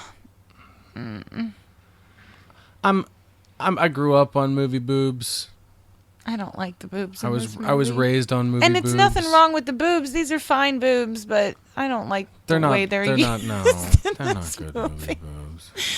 They're not good feelings. No, bad feelings. This movie is a lot of. This is why I prefer Lady Vengeance.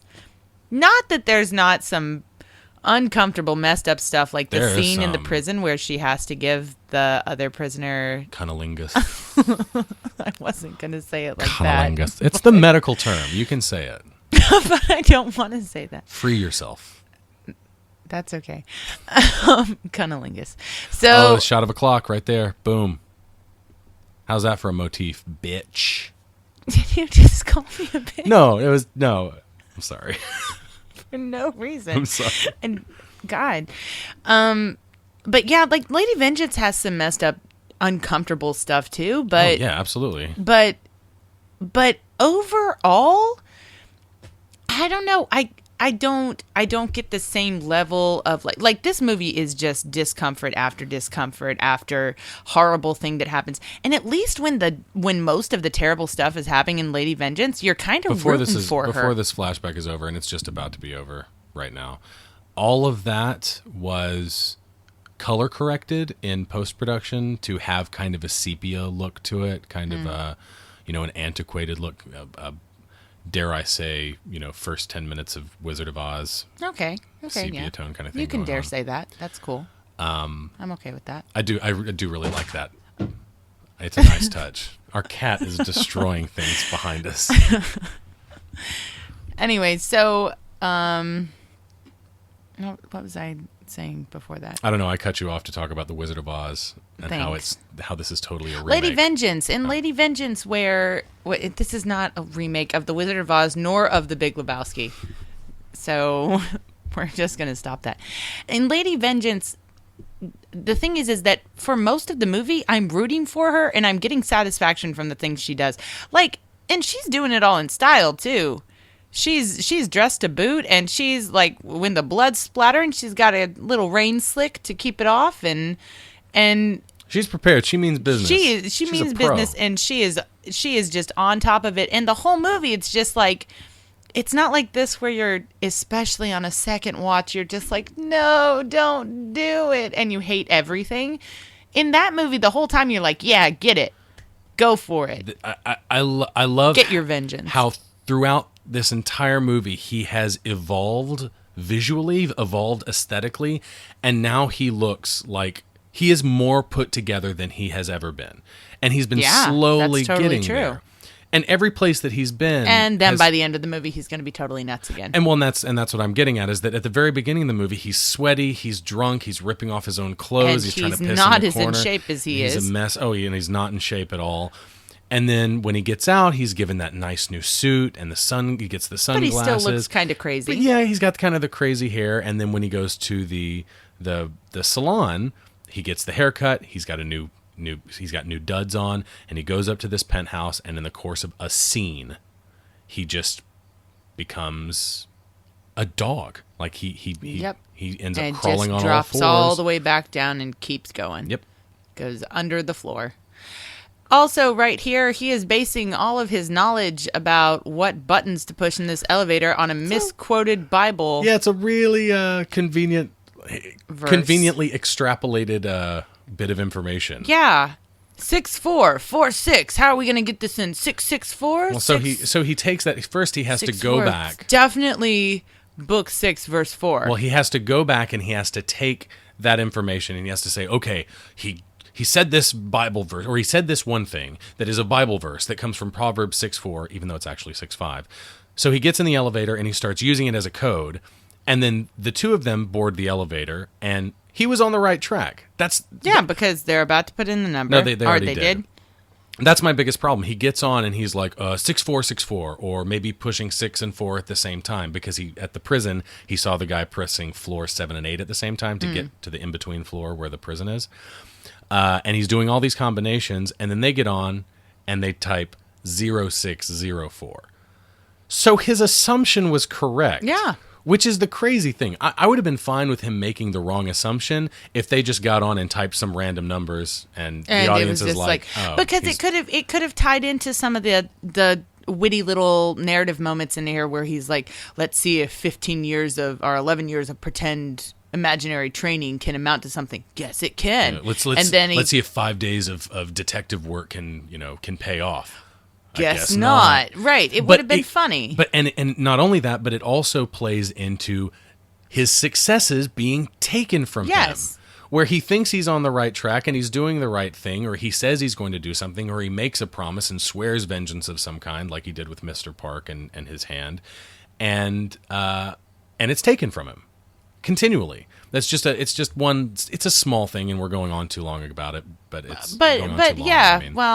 But it's just a little missed opportunity, I think. It is, and also it's a miss. And it's also kind of silly. Referenced Bible quote. Yes, and it's also kind of contrived. He just killed two dudes with a toothbrush. He upgraded from hammer to toothbrush. Or is that a downgrade? I don't know. I mean, it seemed like an upgrade for him. Like, I get it, like he was in prison and he learned prison skills, but you tend to learn those prison skills in the kind of prison where you're interacting with other prisoners, like killing people with toothbrushes and shit like that. But, whatever. Yeah, we're about to get this shot here, which is... Oh, it looks so bad. Going to be the worst thing in the movie. Not the worst thing in the movie. The worst shot. Oh, look, tramp stamp. Oh, there we go. Man butt. Man, he's got a flat Does he have something butt. sticking out of his ass? I swear looks to like God. Some toilet paper. I swear to God, it looks like something sticking out of his ass. Am I imagining that? Maybe you're just really focusing on his ass too much. On his ass. It's a nice ass. What can I say? It's not actually. And it's you've really got flat. the wall mirror here, and you see Dae-soo standing there, and then you have the worst composite shot of all time. Yeah. Here, and we're about to get. And it gets the zoom. worse. It gets worse. The zoom that they do is like a digital zoom on Dae-soo's face. Oh, no. Why'd you do it? Does that make you cringe as bad as when he cuts off his tooth? Or cuts off his tongue? Actually, that's the hardest to watch for me. That moment right that's there? that moment The right there. digital zoom? The digital zoom, that's the hardest thing to watch in this movie because it looks so shitty. It looks like everything's green screened here. It is. I believe it is. That's awful. Yep. But, what can you do? And he tells him right here, I didn't hypnotize you. You just forgot. You just forgot the most important thing in my life. Yeah, he didn't hypnotize him to forget. He just forgot it. He could have hypnotized him to remember it, though, perhaps. Also, interesting note here where Dae-soo comments on the date and on the bridge. Yes. And calls him out on it, calls Woo-jing out. He shows him a photo of Sua standing on the bridge where she died, where she supposedly committed suicide, and he comments on the date, which is the day that she committed suicide. Yes. And he calls him out, and he's like, you pushed her over the bridge, and Woo-jing's like, just laughs at him. He doesn't respond to it. And then we get the flashback scene where we see him holding her hand, but we don't know how she got there in that position on the edge of the bridge. And right. I don't know. I don't think he pushed her. I think she probably asked him to help her, like commit suicide or something, or hold her hand over the bridge and let her go, or something like this, something along those lines. Or maybe she called. Oh, here he is calling her out on it, talking about the phantom pregnancy. Yeah, which is apparently also, these subtitles have some misspellings, by the way. Which is apparently a real thing, phantom pregnancy. Do you know much about that? Yeah, of course. I'm a girl, so. Amenorrhea it's a great word. Is a thing. Amenorrhea or amenorrhea? Is it a schwa? Amenorrhea, maybe? I think it's amenorrhea. Amenorrhea? I don't know. Anyways, when you, I had to learn the term for it, but it's when you miss a period when you're not pregnant. Composite. Which is a normal thing for most women. This is fairly common in most women's life to miss periods when they're not pregnant for various reasons. You can miss periods just because you start working out or you change your diet or you're stressed or whatever. The body's a sensitive thing. Unfortunately, of course it can be for serious reasons like disease or sickness or hormonal changes or whatever. But unfortunately, one of the things that can cause this to happen is stress, because you believe you are pregnant and because you're stressed that you think you're pregnant, you can start to develop signs of pregnancy. And you can mentally convince yourself and your body that you're pregnant, basically. And you'll miss your period and your stomach can even swell, as I understand. Really? I've heard of this kind of thing happening before. I've also heard of women doing weird things like living with another woman who is going through pregnancy and mimicking her pregnancy symptoms just because she's around her, or lactating when another woman is breastfeeding and they spend time with them. So this is realistic to me. So it's not the hocus pocus. It kind of I don't think so. Like I don't think it is. I've heard of girls doing. I mean, when you say weight gain, I kind of have a limit in my mind of how much could actually be gained. But before I would say, yeah, that I don't think that could actually happen. But yeah, gaining weight and missing periods because you think you're pregnant and you're stressed out because of it. Yeah, that's totally believable. Or she was actually pregnant. Which is also possible. And Woo-jin is in denial. Yeah. Or maybe he did a lot of things with his sister, but he never actually had sex with her because we don't actually see him have sex with her. Right, that's true. And maybe she was fucking people. Like maybe she was having sex with other people in the school. Maybe and she was pregnant with someone else, someone else's baby. Yeah, I mean, all these things are true. We really don't know enough about her as a character. We really know very little about Suwa. Not to know for sure. Yeah, no, we don't know. All we know about her is that she fooled around with her brother and looked at herself in a mirror while she did it. That's all we actually know about her. So it's kind of hard to make too many judgments. And she reads Sylvia Plath. So that's not much of anything.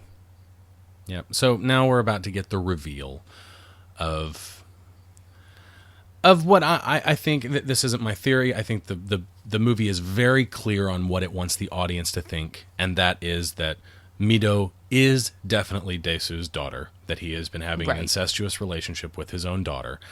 But the method in which Woo-jin reveals this to Daesu is one that could have been easily forged. Is he humming the song? Yes. Yes, he is. It's a nice, creepy little touch. It is. Especially after watching the remake and seeing Charlton Copley just ham it up. You think that's your daughter? Joseph. It's not your daughter. It's not your daughter. Like, it's really bad. This guy is like Brando compared to Charlton Copley in that movie.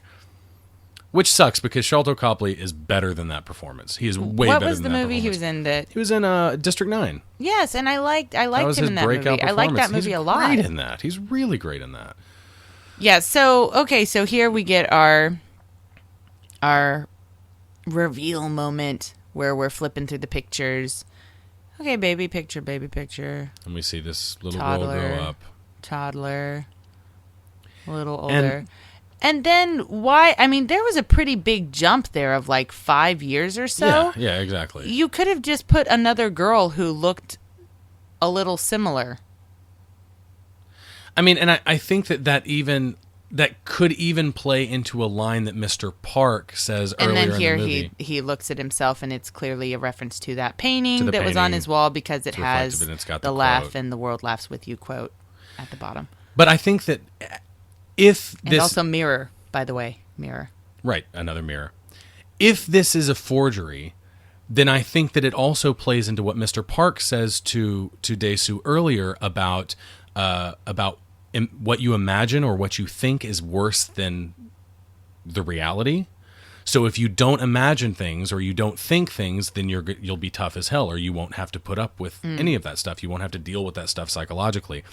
And I think that would work thematically in this movie if you didn't have to worry about any of the hypnotism, you didn't have to worry about any of the complicated plotting or planning or anything to make sure that you've got his actual for real daughter, to have a relationship with him or anything like that. And all you do is the first girl that he meets and has a relationship with, Woo Jin picks up on that because he's got him bugged, and he gets photographs of that girl, from a young age through whatever means. He's got a lot of money, he could do it. Right. And he forges a photo album and creates the illusion that it's his daughter. Because what you imagine is worse than the reality. Reality, yeah. I mean, they've already set it up. Like, the movie already sets up that what's in your mind is worse than, or can be worse than, the real thing.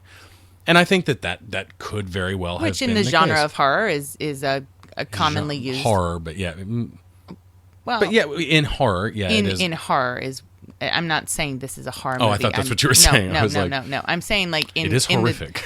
In the genre of horror, like, it's talking about the things that you imagine are way worse than the things that actually are. Yeah. Which a lot of directors base their style on. The best horror directors know that atmosphere and dread are better than, right, showing you the most horrible, grotesque, horrific thing that they can think of. I mean, Hitchcock was a master of that. Right, exactly.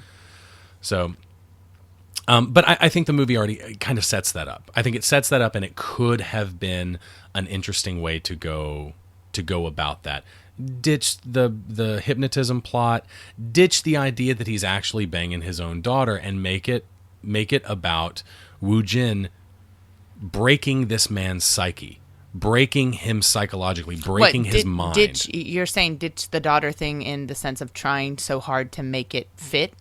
Like trying so hard to make us believe that it really is his daughter? Yes, exactly. Trying so hard to plot it in such a way that the audience has to believe that, oh, it's definitely his daughter, without a doubt. Woo Jin believes it's his daughter. Dae-soo believes it's his daughter. And in the world of the movie, it's his daughter, period. I think that the more interesting story is that this man breaks another man's psyche for the purposes of revenge by creating an illusion in his head that he has done something with his daughter that he actually hasn't done. I mean, you saying that made me think of something else, kind of not really off topic, but the idea that this movie is a revenge story, but it's not Dae-soo's revenge. No, it's not. Woo Jin's revenge. Nope. Everything he does plays into Woo Jin's revenge. And we spend this whole movie thinking that Dae-soo is out for revenge and that he's going to get revenge, and actually he doesn't, and it doesn't matter. His revenge doesn't matter. This is a revenge story, but it's Woo Jin's. So, and here we go with the begging moment. This movie could use a little more Samuel L. Jackson. Yeah, he was fun in the remake. He's fun. He's always fun. He is always fun, and he was fun in the remake. I swear before God and 8 motherfucking white people. That's the best line in that movie. That's right. Yeah, he was fun in that. He made up for some of the other terrible things in that movie. The soundtrack to this movie, the soundtrack to this movie is nothing but that purple design. It's got no words on it. The album cover for the soundtrack of this movie is just the purple design. That's cool. Isn't that cool? I do like the soundtrack to this movie. It's weird, though. There's a lot of weird instrument choices and weird melody choices and stuff in it. That it's certainly not, I guess, traditional, like a traditional kind of movie score. Yeah. There's a lot of weird stuff going on. Well, there are times when they've got like in the previous scene we had sort of electronic kind of stuff too. And at times there were sort of like dance club sort of sounding themes, like in the fights and stuff. And then in the previous one it was very ambient sounding. But then you've got like the main theme, which is kind of a lullaby kind of sounding thing. It's very strange, very eclectic soundtrack. Yeah. It's not even a soundtrack; it's a score. It's a very eclectic score. And I really like it. I've been listening to it a little bit. I get really frustrated when I'm trying to look up a score and people keep title it as soundtracks. Yeah. And so this is where Dae-soo breaks. And this is also the scene where you learn how scary the Korean language can sound. Oh, yes, it can. I really don't ever want to hear a Korean person yelling at me in Korean. No, I don't either. I mean, in Japanese, it's scary enough when they get like all Yankee. In Japanese. Yeah, I mean, you watch it in movies and you're like, oh, he's a cool tough guy, or he's a yakuza or something like that. Yakuza rolling his R's. But when it actually happens in real life, shit, and your pants you're around scary. it, like you really don't want to be there anymore, and you just want to crawl in a hole. Yeah, because in context, and you hear them break those. They break all the formality rules and stuff, and start rolling their R's, and it's really unsettling. And I assume that experiencing someone do the same thing in Korean is probably has the same effect, because it certainly has. Asian languages are scary when people get angry. They can be really intimidating. It's true, but this is despite the fact that he's got a nice new haircut and he's got a nice suit with a big collar, and he's threatened, he's cool. begged, and now he's going to cry and begin to lick shoes. Yeah. And we see the reference to Evergreen and Old Boy in the school song right there. That was improvised. What? That song was improvised. That's min-sik Choi singing his own high school's anthem, but just replacing it with the name of the school. For real? Yeah, that was ad-libbed. Wow.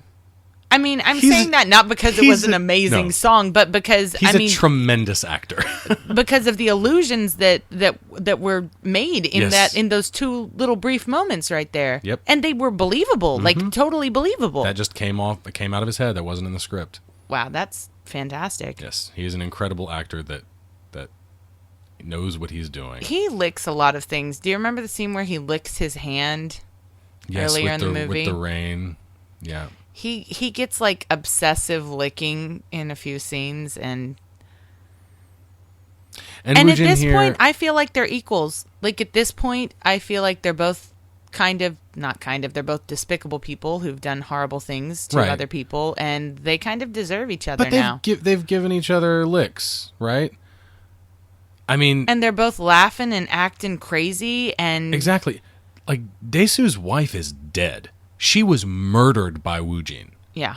She is dead. So as far as like body count goes, they're 1 for 1. And I agree. I think that they're even. If we're saying that Dae-soo killed Sua, which is really indirect. So. It is. And the tongue. Oh, that was hard. Oh, tongue. It gives me chills. The moment right here where he spits all the blood into the water is kind of worse for me. Oh, just the mouthfuls of it. Oh. Gross.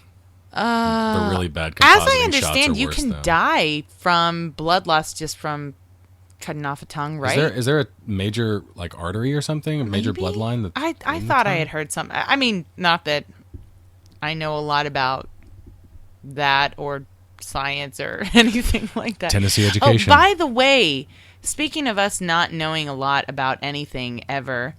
Oh, right. I knew you were going to bring this up. In the last episode in The Matrix, when we were talking about Baudrillard and trying to sound smart, talking about philosophy and stuff, one of our listeners and friends who studied a lot more philosophy than we did it informed us that we were mispronouncing the book. It is, the name of the book is not, as we were saying, it is not simulacra and simulation. It is simulacra and simulation. Yeah, so the point is, don't believe anything we say. Take everything we say, especially when it comes to philosophy, with a grain of salt or a grain of sand. A grain of sand. Or a rock, if you will. Because they are the same thing. They both sink alike. So, but I do agree that they are kind of equals at this point. And you know what? I think they kind of deserve each other. I do too. I mean... Mr. Han's out of the question. Like in this moment here where he's just going to kill himself through his head. Mr. Han's out of the question. Woo-jin even said earlier that Dae-soo is strong because of him, that he has created a strong monster. Dae-soo should be his new bodyguard. And that's the condition. That's the condition that he doesn't tell Mito about their incestuous relationship. He's got the cloth in his mouth, like when when he stuck it in Park's mouth for the After tooth. pulling out his teeth. The Yep. blood-soaked cloth.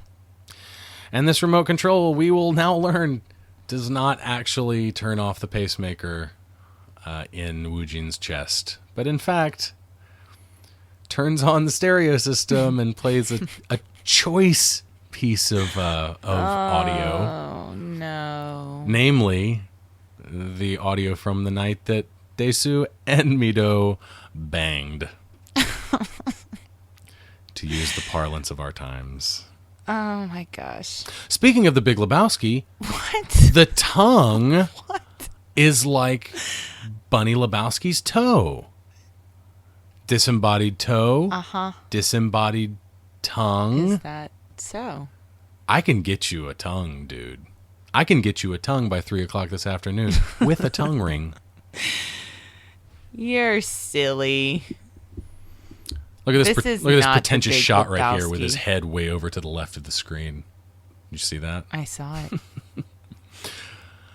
it. So now he's just going to sit here and wallow in the dulcet tones of daughter banging. Oh my gosh. But yeah, we're gonna get a flashback with Woojin and his sister at the dam, and that's gonna bring us pretty close to the end of the movie. We're closing in on just about 10 minutes left. This flashback here. You know what we haven't talked about is the use of flashbacks in this movie. Generally, I'm not.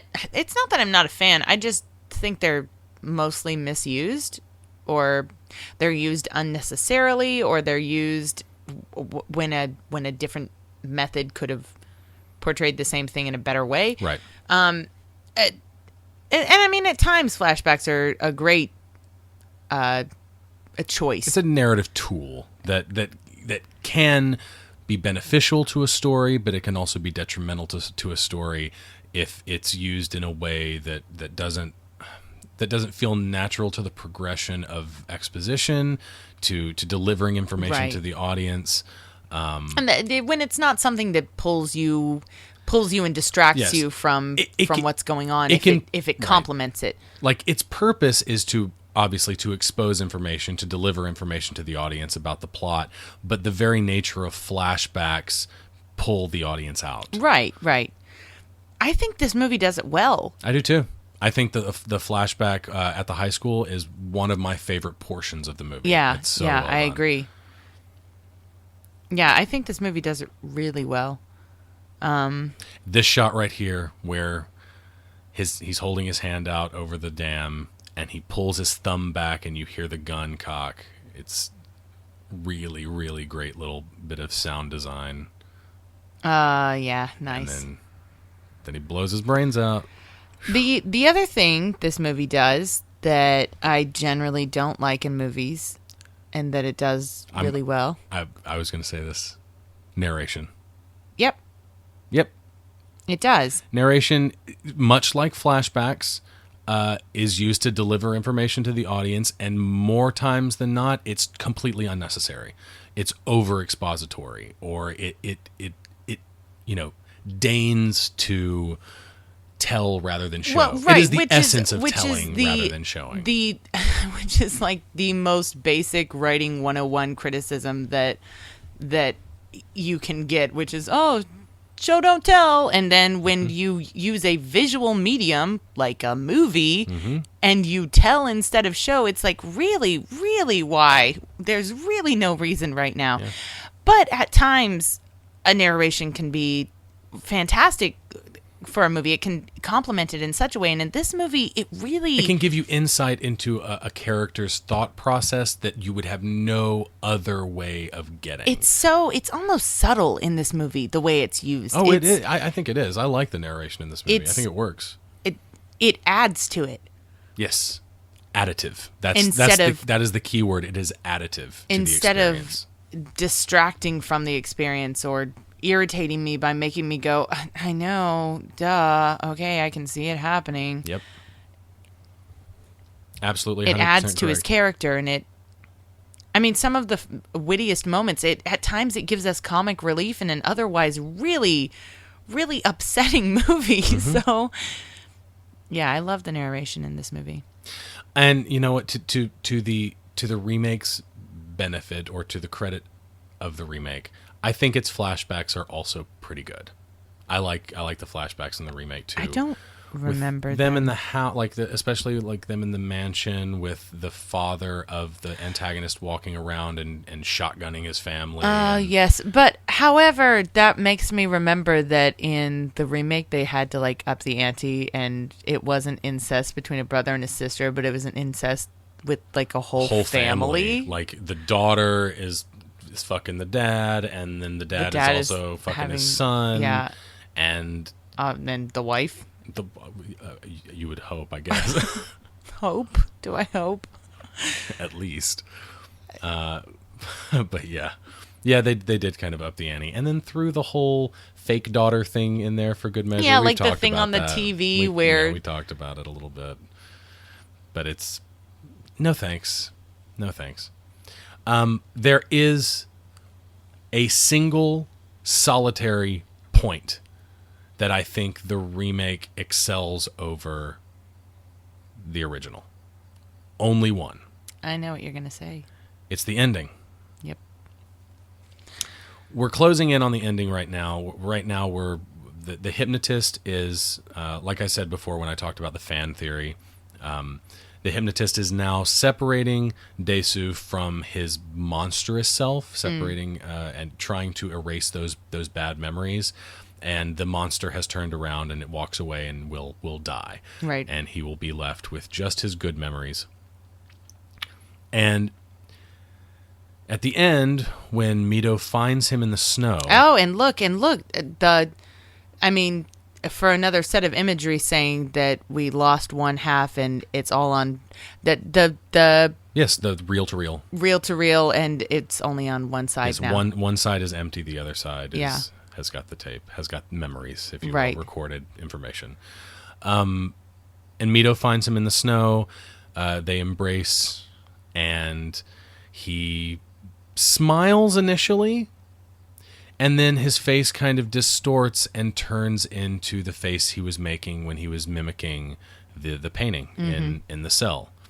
Where it's somewhere between laughing and crying, somewhere between sorrow and joy. It's a very strange face, but it creates an ambiguous ending. Now, I say that to say,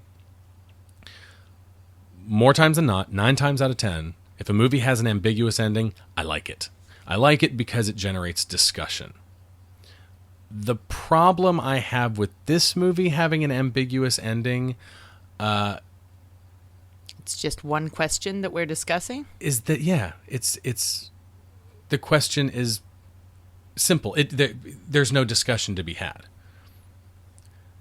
It is as simple as saying, does he remember? Does he remember that he's banging his daughter? Does he not? Does he not? Oh well. It really bothers me that even on a rewatch of this, I tricked myself into believing that he was going to get hypnotized to forget that he had had sex with his daughter. However, that's not the case. He's going to get hypnotized to just forget that it's his daughter who he's continuing to have sex with. Right. I definitely can't argue with the fact that in the American remake, not exactly a happy ending. And you can say what he does in the American in the remake. American remake, he atones for his sins. Sins being a concept that is throughout this movie. Not so much. They don't really bring up the Christian ideology. And here we get the crazy smile, which strangely actually being an American remake. But they don't really get into the Christian ideology in the remake at all. But he locks himself up. He atones for his sins by taking some of the money from the antagonist character and paying for himself to be locked up. He's punishing himself. And then he doesn't tell his daughter that he was her father, and he just sends her off with money to lead probably a happier life free of guilt. Whereas in this movie, he just continues having sex with her. So. Yep. That's exactly what he does. So I can't argue with the fact that I feel a little better at the end of the American movie. Well, the American, if you can call it a happy ending, it's got a little bit more of an upbeat ending, but I don't think it's even that it's upbeat. I think that it offers the kind of closure that it is better than the go nowhere question that is he or isn't he remembering that he's banging his daughter. I mean, and either way, it doesn't matter. He's still banging his daughter. I guess that the question remains, does he remember or doesn't he? And if he does, is he still going to do it? Is he still going to do it? Why wouldn't he still do it? He's done it all this time. So Right. he's still going to do it anyways. And that's I mean, that was the whole right. thing That's as far as the discussion goes. I think there's lots to talk about in this movie, but an ambiguous ending that is supposed to generate discussion doesn't really do what it's supposed to because there's no discussion there. I prefer the American ending because there is some closure, and it makes sense for him to do that. I think it makes sense for his character to atone for his own sins in that way. Yeah. And it's cyclical. It puts him back where he was at the beginning of the movie. But I mean, Daisy is a monster, right? Yeah. So he's doing monstrous things, and he's continuing to have sex with a woman who doesn't know that she is his daughter. He learned how to deal with it, just like Woojin and Sua learned how to deal with it, because Woojin makes a comment about that specifically before he gets in the elevator and says, "We loved each other despite all of it, and we dealt with it. Can you?" And I guess he can. So, Min-sik Choi actually trained for 6 weeks and lost 20 pounds to be in this movie. Wow. And It's nothing like 4 months in the mountains no, carrying with the buckets Matrix. of water. And yeah, I guess that's going to bring us to the end of another episode of the Popcorn Poops podcast. As always, you can find us on our blog at popcornpoops.blogspot.com. You can send us an email at thepopcornpoops@gmail.com. Please subscribe to us on iTunes, where you can leave us a little rating and review. And we just received our second 5-star review, our second review overall, but our second 5-star review as well from Username Anxiety, who left lots and lots of kind words. Please go and do the same. You can also like us on Facebook, where we just broke 100 likes, which is really great. I think we're up to like 124 or something now. It's awesome. You can follow us on Twitter at Popcorn Poops. You can follow me individually on Twitter. I am at Dusty Cram Cram. I'm at Jesse Casper. And until next week, take care. Bye-bye. We are the Popcorn Poops.